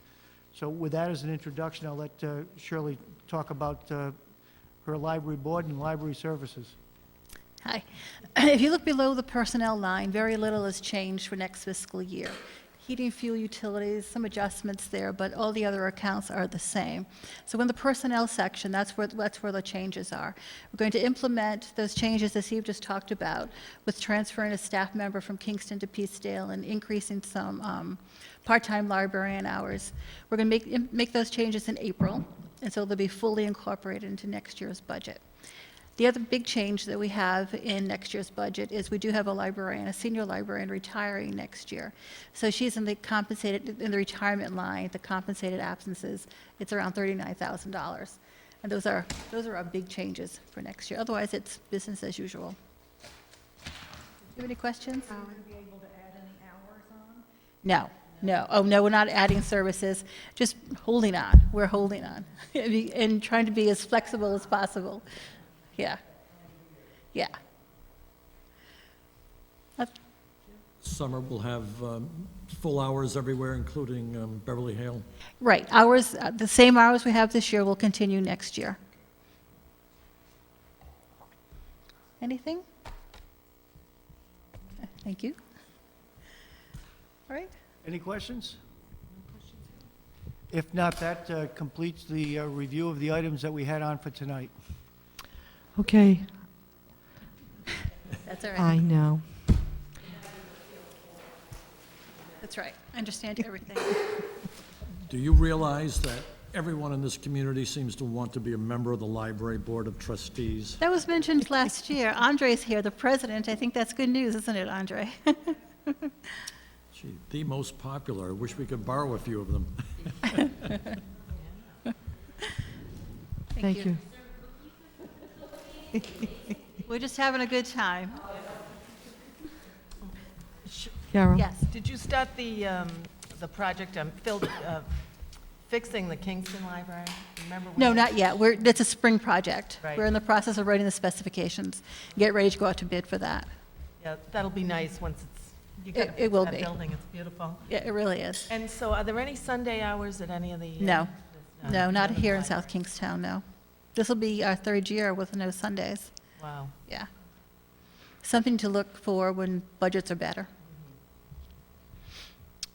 Thank you, Shirley. We appreciate all the work that you give to Thank the you. town. Thank you. At this point, I'm going to open the mic up for questions from the public. This is a public work session, so please feel free to come forward.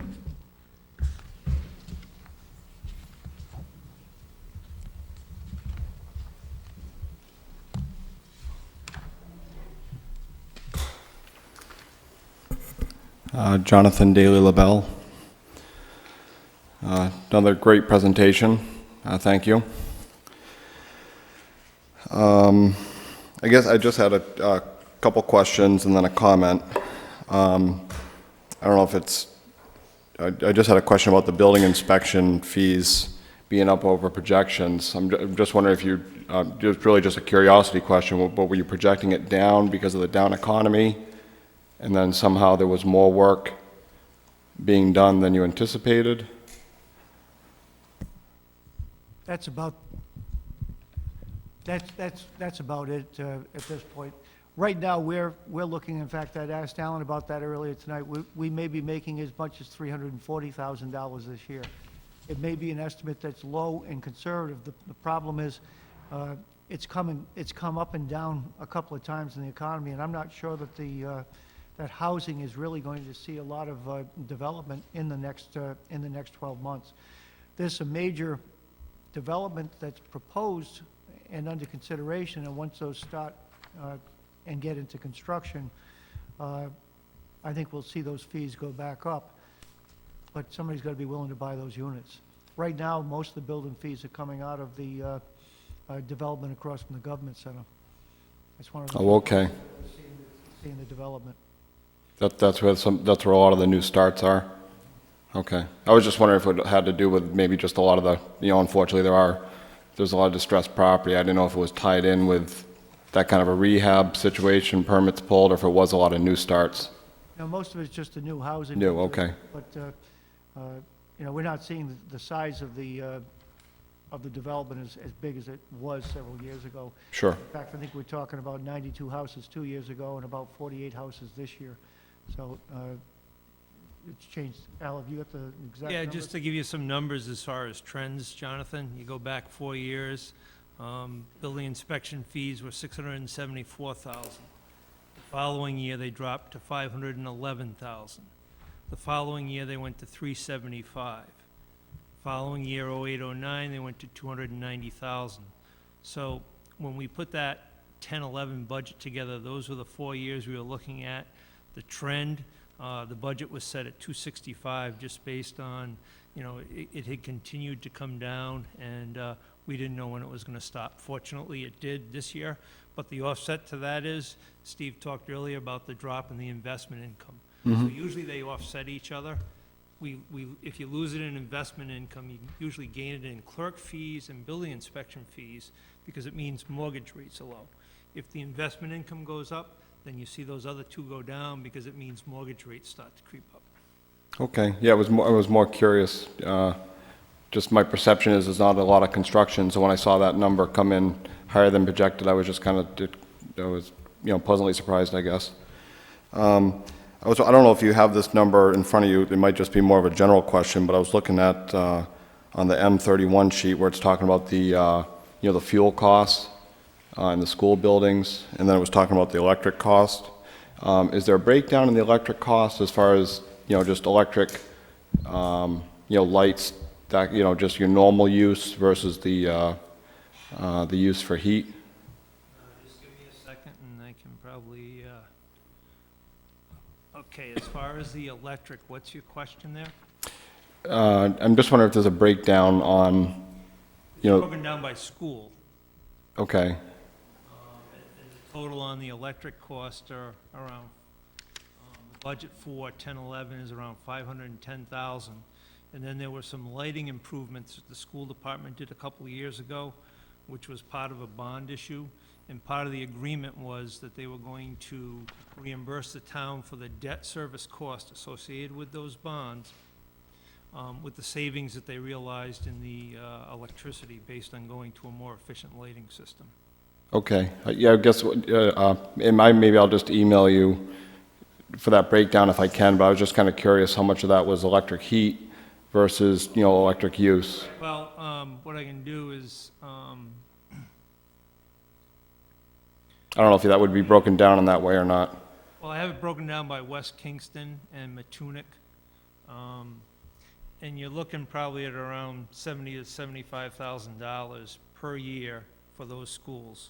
Okay, The electric heat and then also the electric power the use. for the lights. Okay. then all other buildings are on natural gas. Right, right, thank you. I guess I just wanted to say to, town council and the administrators here that, as just a citizen, I really appreciate getting this info handed out and available. It's very comprehensive, it's very impressive year after year. This year seems, maybe even more especially so, great detail. And I'm just wondering if some of these, some of you, fine people can influence the school committee to maybe go back to a system where they actually hand out information to the citizens at the meeting, because this is great to have. It's great to be able to listen to a presentation, be able to follow along. It helps me process information. I would assume that it would help other people process information. And unfortunately, I know that this isn't under your control, but the school committee moved away from paper, and whatever it is, the cost, it's got to be nominal.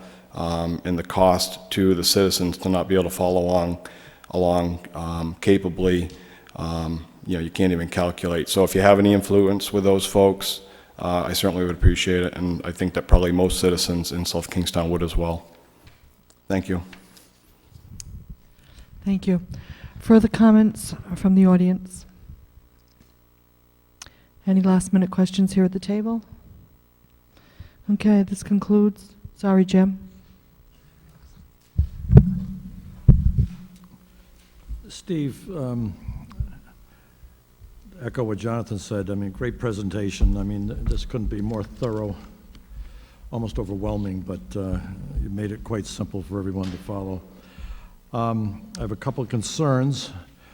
One, I didn't get the feeling that I have out in the community from my neighbors, friends, those struggling with employment, that not just cautionary flags should be up, but storm warning flags should be up, specifically with what's coming at us from the state level. My major concern is the average family in town. If you're looking at this $70,000 median income number, and maybe disposable income, let's say for a family like that, it's around $50,000. And anyone driving to Providence, heating with oil, going to the store, has probably spent another $3,000 to $4,000 over the last year. And all of a sudden now you're 5, 6, 7%. And a lot of these people think that our budget should be looking at something on the downside, maybe not to that order, but certainly down the area of 2, 3, 4, 5%.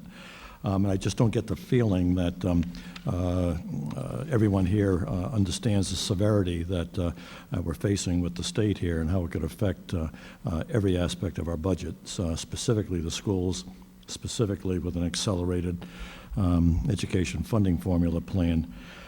So I personally am very concerned.